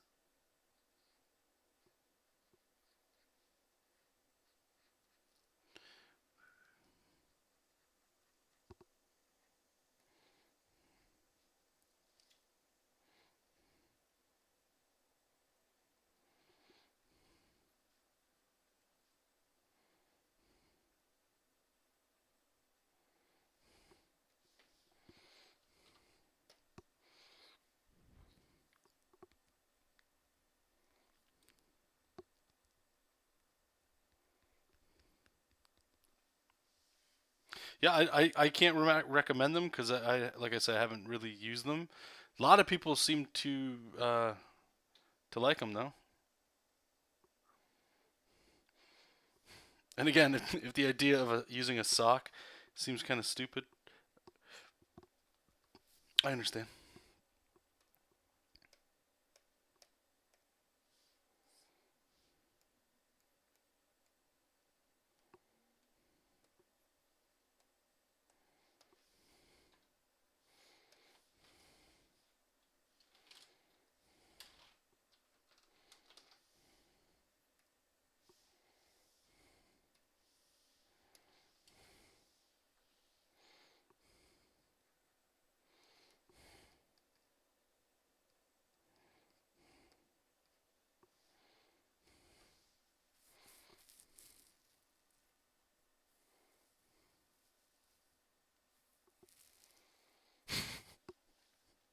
That's the Rector. Chris is saying he draws the Rector where he goes and gets a 12 pack of crappy gloves from the dollar store and cuts two fingers and thumb off. Yeah, yeah, yeah. That's called the you don't got a lot of money and you're trying to eat that weak style.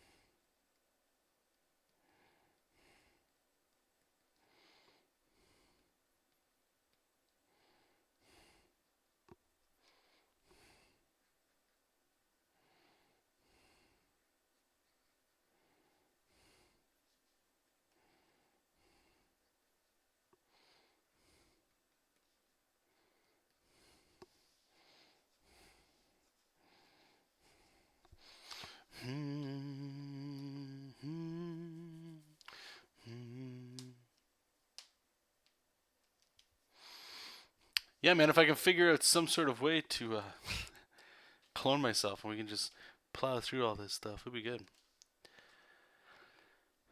Question though, does the damage of screen wearing socks? I haven't had a problem with it on either of the Cintiqs I've used myself. I mean, it's pretty much just like, I guess it's possible. I don't know. I haven't noticed anything myself.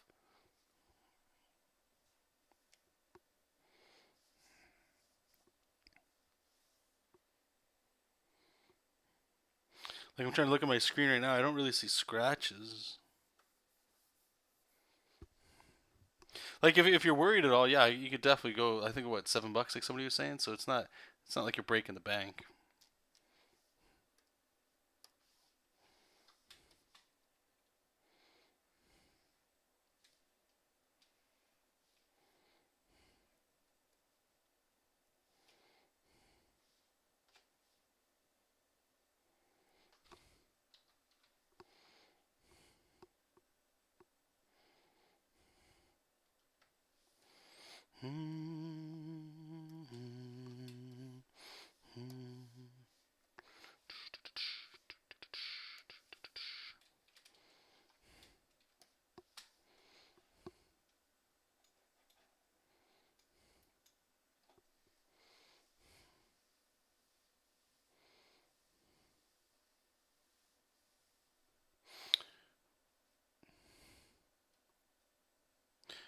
Yeah, like here, I'll try to see if I can find what I'm using online here in a second.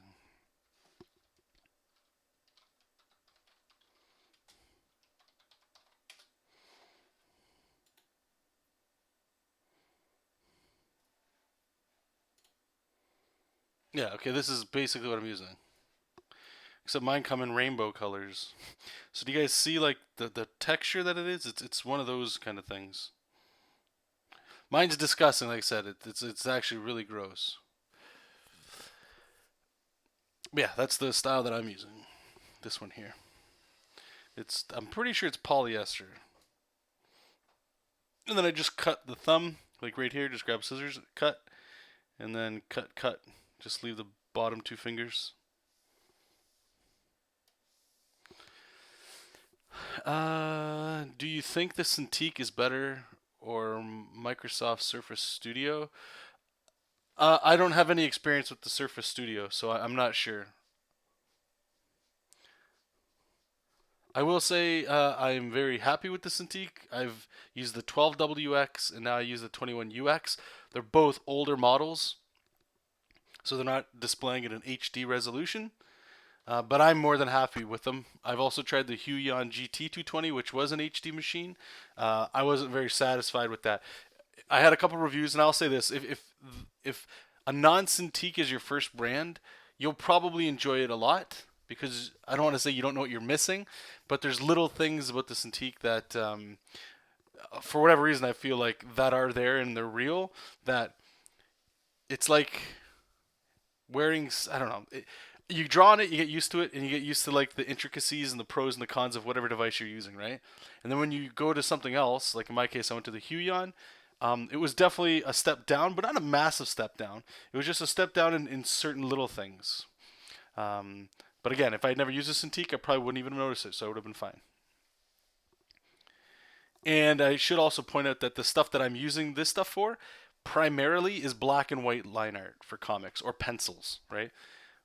If you're into coloring, like I do color, but if let's say I was a digital painter or something like that, I would probably go with like one of the HD Cintiqs that have a much better display because the color isn't good at all on the old Cintiqs that I have. So there is that as well.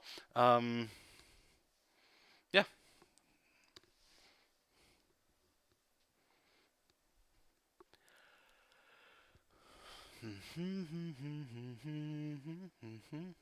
Yeah, and okay, so what Davon's saying as well, I'll be honest with you guys, okay? Like, let's say my Cintiq blows up. It's just done working. It's done. I'm going right back to my Cintiq 12WX. And then if I had to buy one, I would buy like that. The 13 HD is what I would buy if I had to buy another one.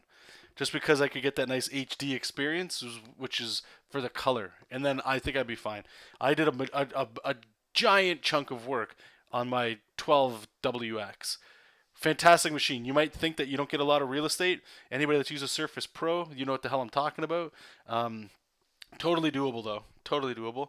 And you just get comfortable with it. The only reason you go with the bigger ones is maybe you're a bigger person or you like to have a little bit more room when you draw. That's really it. If I had lots of money, then I would probably look into like the 22 HDs, and the stuff with touch and all that stuff. But don't really need to do that now. Monochromes, but it did cost $3,000. Okay, yeah.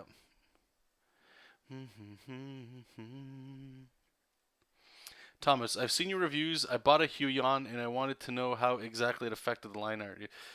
So, what's your experience been with it?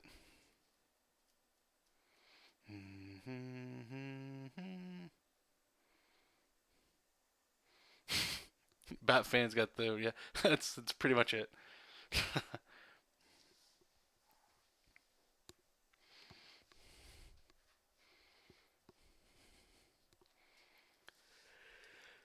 Okay.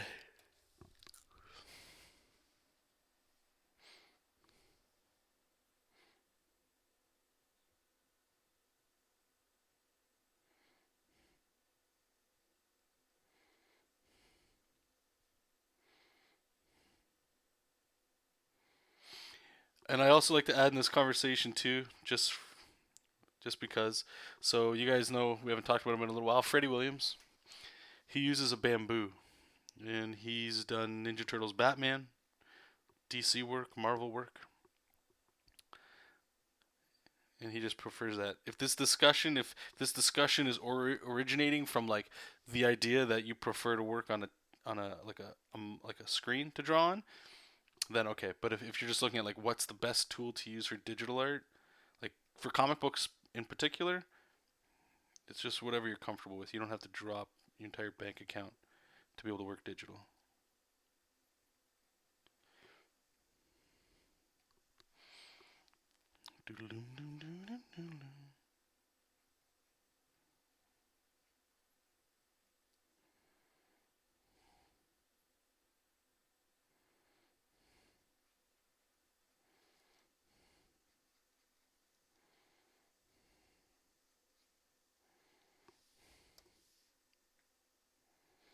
But the pain.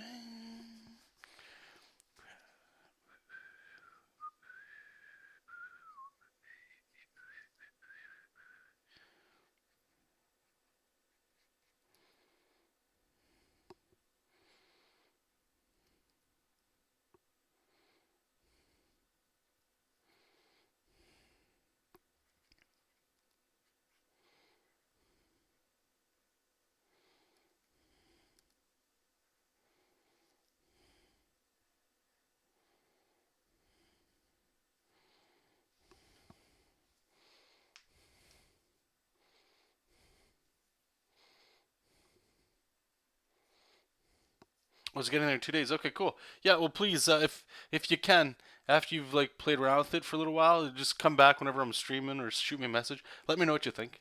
Like right now, I have it set up at work as just a monitor, sadly. Chris, did you have any problems with the Huion in terms of drivers, calibration, or stop working on the drivers are a bitch, but from what I understand, it's actually not Huion's problem. I'm more than sure it's Wacom's problem. It's like Wacom drivers are almost like a virus. They install in multiple little spaces, and just uninstalling the drivers for Wacom doesn't do it. You have to go into some people. I've had to. You kind of have to go into different places to get it. Okay, just give me a second here, guys. I just have a call. I might be a few minutes on this one. I'll be right back, and I'll try to answer those questions for you, though.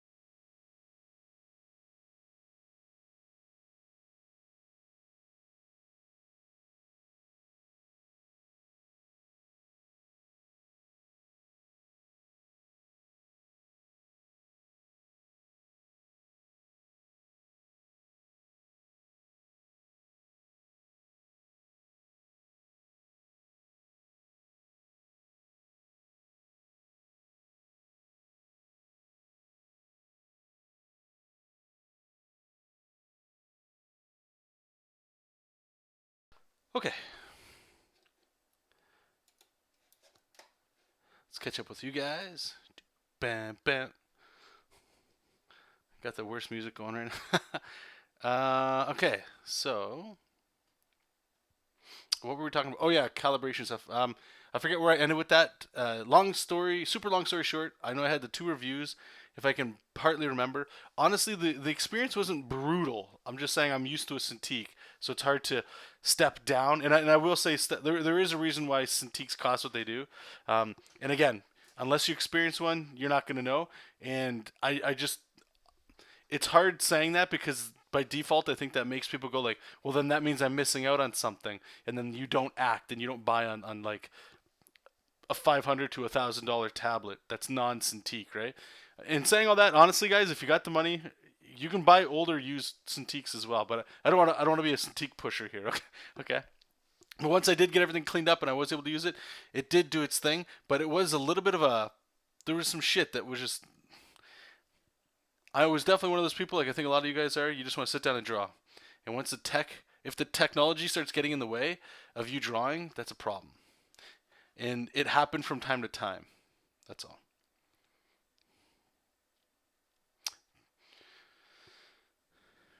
Keeman actually using Surface Pro right now to do my artwork, but I'm so satisfied that I advanced. Okay, right on, dude. And Troy's joining the Cintiq Club this year. Dennis is saying he's being used to a 22 HD Cintiq. I tried a 13 HD at work and just felt too tiny for me. Also, I believe the larger versions are better ergonomically, allows bigger movements. Yeah, it can. Yeah, for sure. That's what I think. That's why I always wish there was a store with all these set up, and you could just use whatever you like and then see what you like. And buy from there. Monochrome saying, for me, I prefer the 13 had sizes actually bigger. That actually feels too big. My shoulders after a while. Right on. Yeah, excuse me. Yeah, like I'm in the same boat. I use my wrist to draw. I don't use my shoulder to draw. I'm definitely like small motions to make artwork.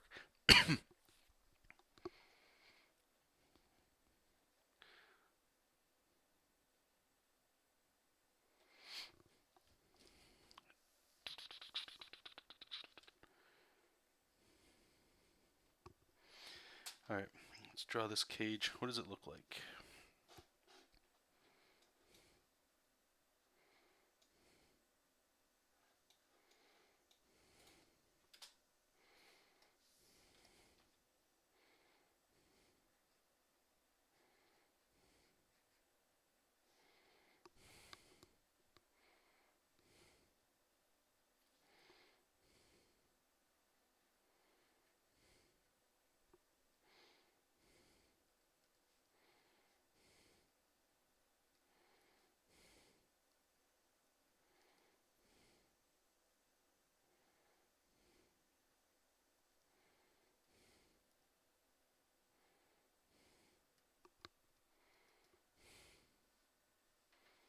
Yeah, see you later, okay? Chris, I heard going to the Huion site and downloading the drivers from there rather than the ones that come with the device helps you a lot. Did you have that? When I bought the device, it didn't come with drivers at all. I got an email from. I bought it from Amazon. I got an email from. Her name's Shirley. That's at least who I dealt with.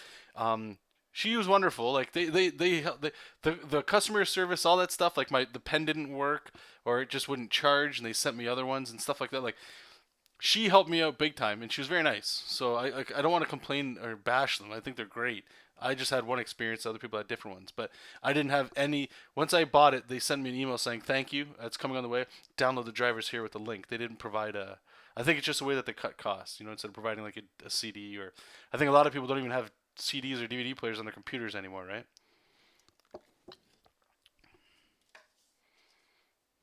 Yeah, and then see, things like this, like Monochrome saying, make sure WinTab is installed when running here. And that's what I'm saying. Like, there's things information that was left out that I had to do digging. Like, for me, I know not like if you just have a computer, you might be fine if it's the first time you set it up. I don't know, but I had to dig online to try to figure out how to get it to work. Like things would happen where this is a great test. You can test with Photoshop does this for me on this computer, but Manga Studio does or Clip Studio doesn't. Is like you just get a brush and you just keep tapping on the screen, and sometimes what'll happen is you'll get like taps like this, but sometimes you'll get something and it'll do this because of lag. And that would happen all the time. So I had to slow down the way I was drawing and stuff.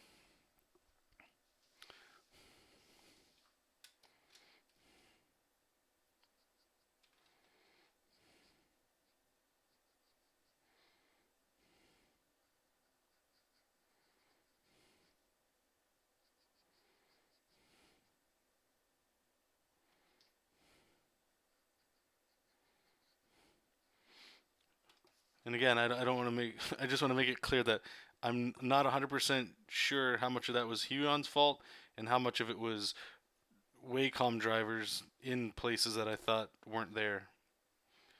You know what I mean? So I don't want to scare anybody that's buying these things. If you go on Amazon, look at the reviews. The reviews are great, right? So my experience, it's got to be like one of the outliers.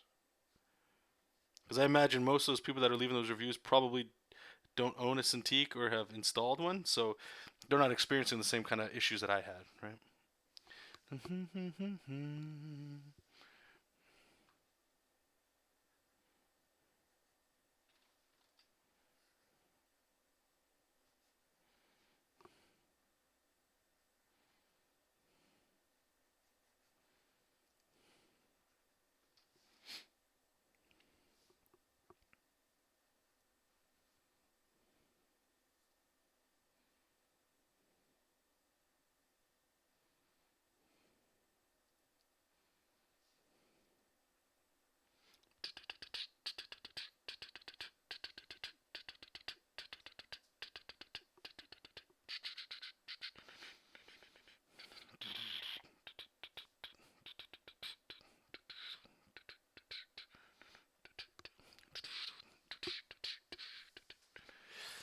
A WinTab is the Windows driver for touch controls and stuff. Possibly. I'm not the most tech savvy person in the world. I'm not too sure. I think so. And I don't want you, and I don't need you. Don't bother to resist, or I'll beat you. Keeping on that you're always wrong. Ones are there to testify the strong.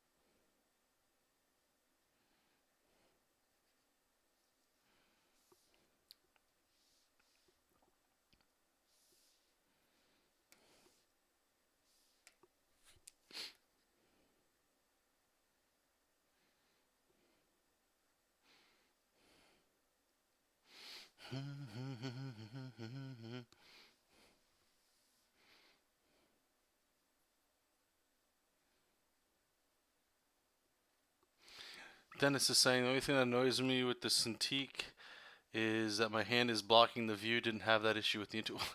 Well, yeah, it's just like drawn on paper, right? The same thing happens.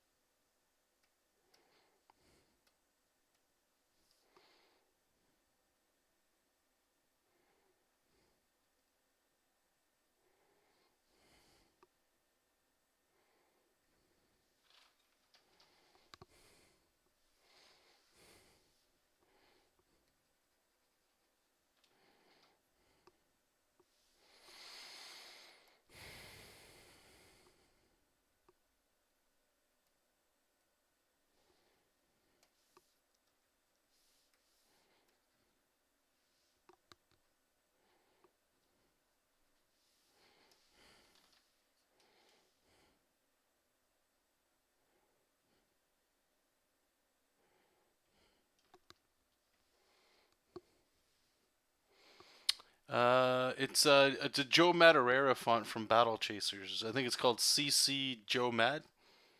You can buy it off of, where did I buy it? It's either like comic book fonts or Kablam or not Kablam. Guys in the chat might be able to help. I forget the name of those places to buy that stuff.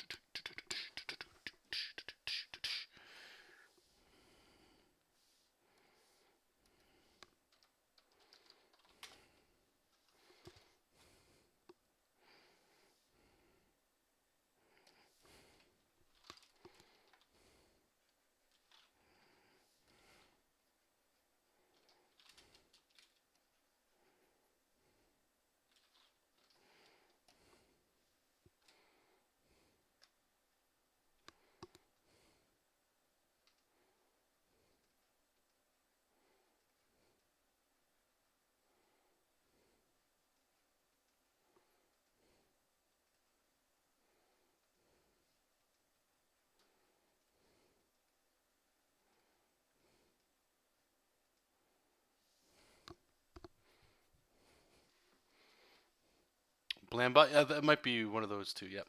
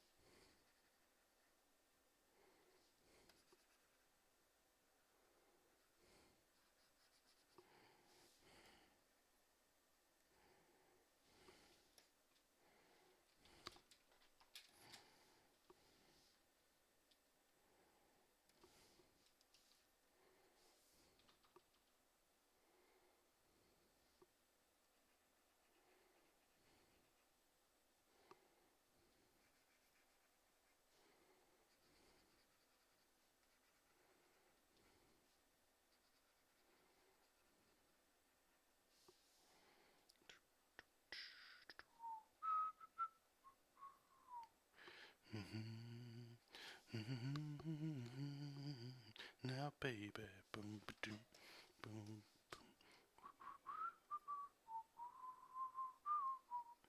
But I did it anyway.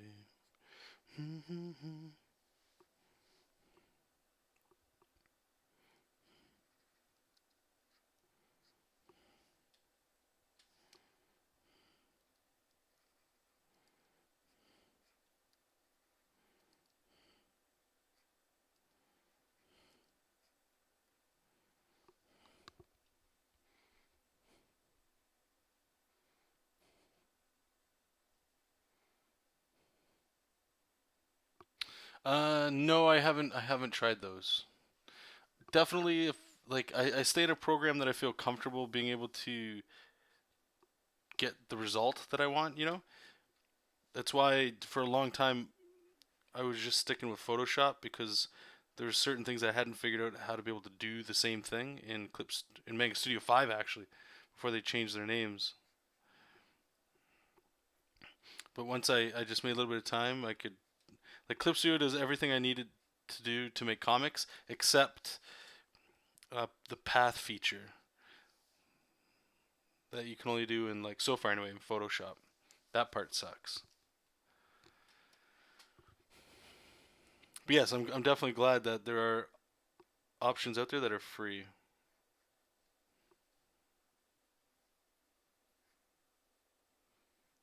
Because as cheap as Clip Studio is, and even when it goes on sale, yeah, I still know. I'm glad, obviously, that there's options for those people out there that can't afford software.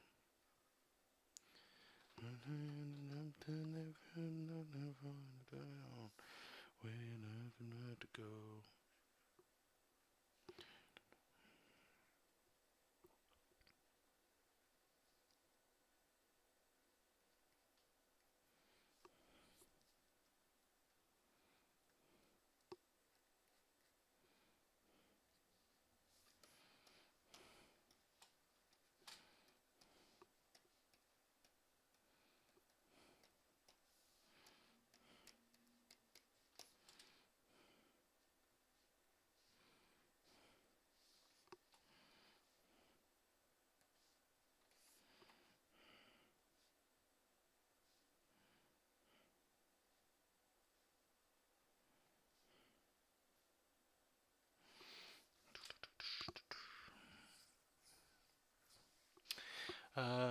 John, from the roughs to pencils to ink phase, would you say you work faster digitally, or is it about the same about a time when you were doing the? So in the old school way, I never inked, right? I used to just do pencils, and it's about the same unless backgrounds are involved. If backgrounds are involved, then digital for me just goes way faster.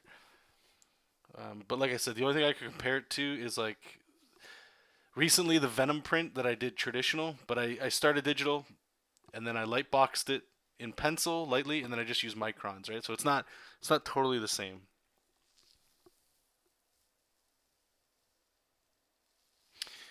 I don't use Photoshop, but what does that path feature do? Okay, here, let me show you. Let me boot up Photoshop. It might take 10 years.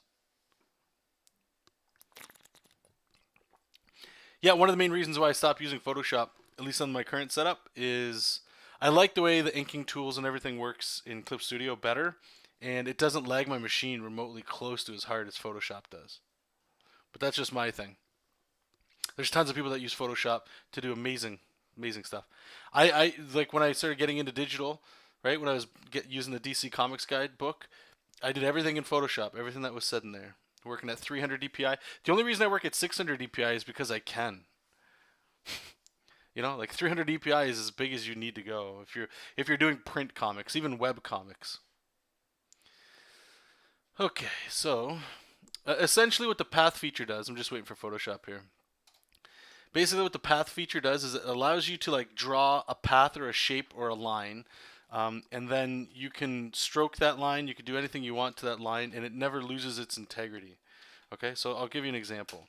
So what I like to use it for, and I'll still be using it, you guys will see it coming up, especially with the superhero stuff that we're working on. Let's just do image size. Let's make this, I don't know, let's go 1500.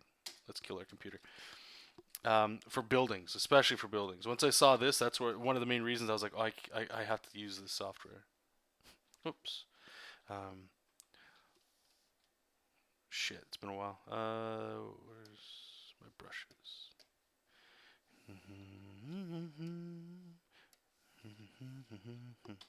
Brush. All right. Cool. All right. So I'm going to make a building, which is just a rectangle. Okay. So all I need to do is do this kind of stuff here, and I'll open up my paths so you can kind of see what the hell I'm talking about. Look at that lag. Love it. Alright, master reference.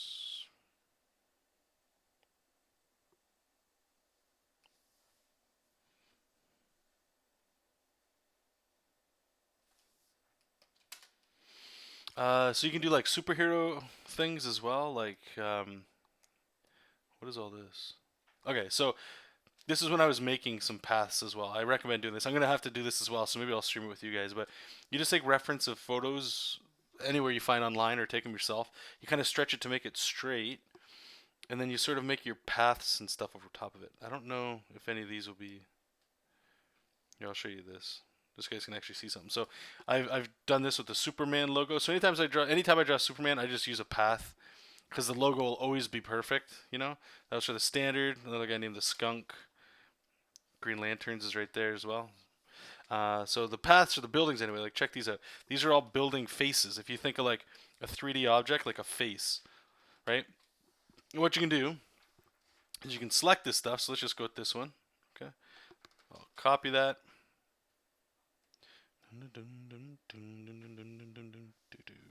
And we'll go to the file here that we had in my past. I'm just going to paste it. And we're going to duplicate it. That way I always have like the master here. Oops, weird. What the hell's going on?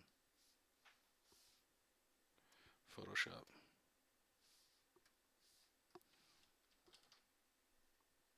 Why are you posting as a vector mask? Sorry, you guys. This really isn't that hard. Edit. Paste.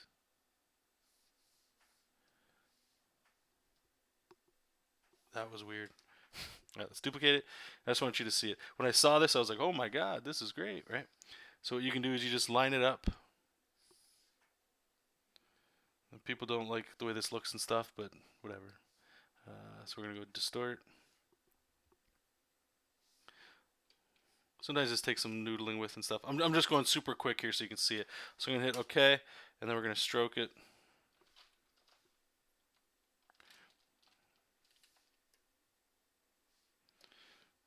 I'll take the original one, do the same thing. And I'm hoping right away you can see why, why I like this so much, especially if you're working, not only if you're working digital, but because I'm working digital, it lets me do stuff like this, for better or for worse. Right. Turn it off. Bang. There you go. So I've got a building. Now, yeah, it looks kind of gross, but then from here I would go in there and I would just start inking away. You know what I mean?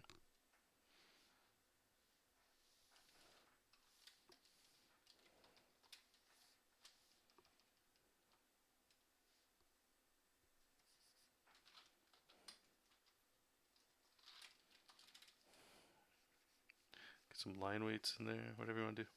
Or if you want to do...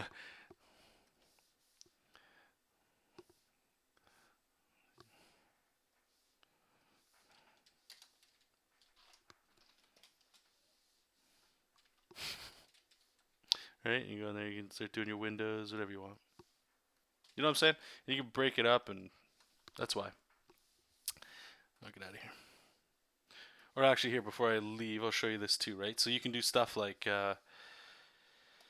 paths. I've got bricks, I've got fences, a grid if I need it, superhero logos, like I said, some windows, ground tiles, bricks, gothic buildings, you know. Freddie Williams also offers one where you can buy it. I bought it myself. Of he's got a whole bunch of building paths. So I think it's $30, but you imagine how long it takes to make a path. Not that it's a super long time, but the fact that you can just make one, or that somebody's already made a bunch, is great. Right. So let's say we had Superman. I'll show you here how I would use this. Right, so let's just say, whoops, just gesturing in like, okay, got Superman's chest here. And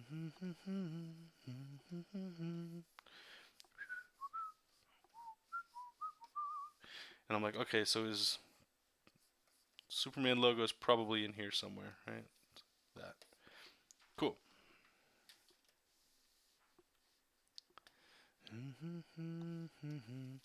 So I go in there, you know, and tighten up our anatomy.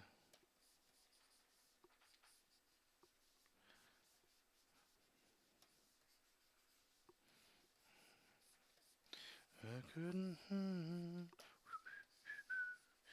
to make the world.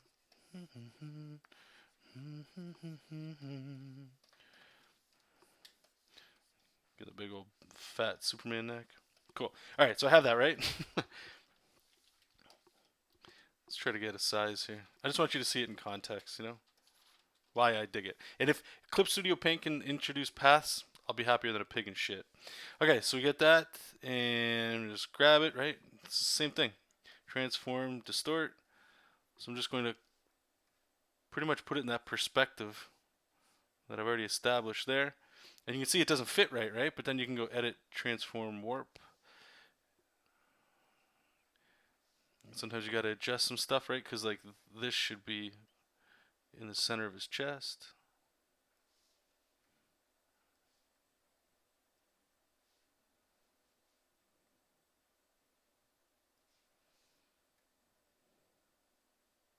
Maybe something like that. I don't know.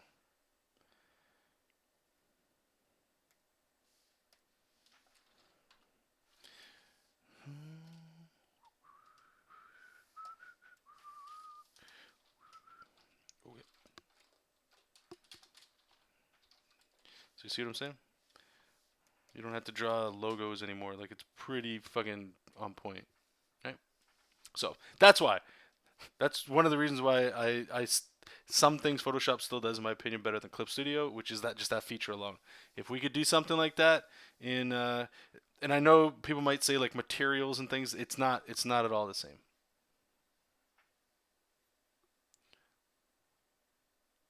How's it different than selecting and transforming? No, the reason why it's not the same, and I think you guys are not seeing it, is that with a path, once you stroke that path with a line, it's the same line size. When you start transforming and mesh warping, the lines get thicker and thinner, and it doesn't look right. That's why.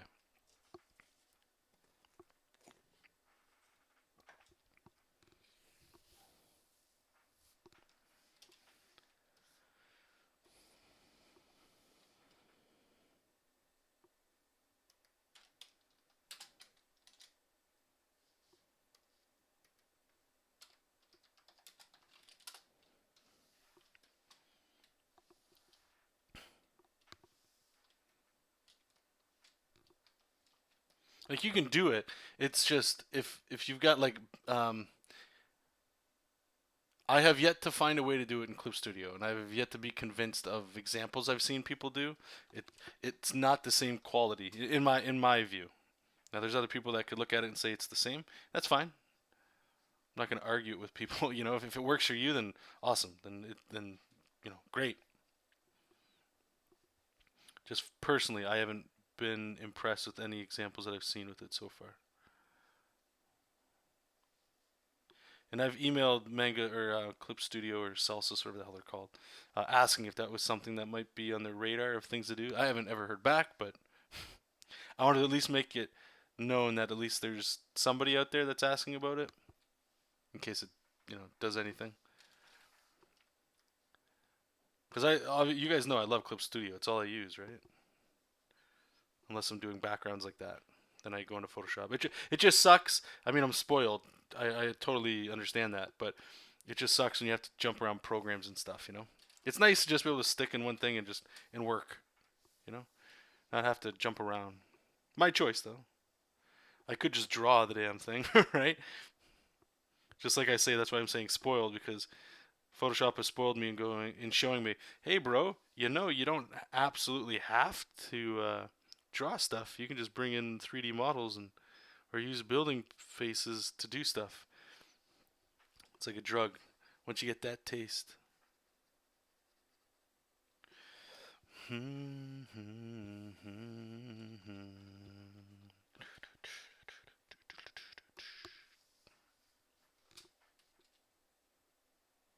No, it's all good. Like I say, if you're making small adjustments, you might not even notice.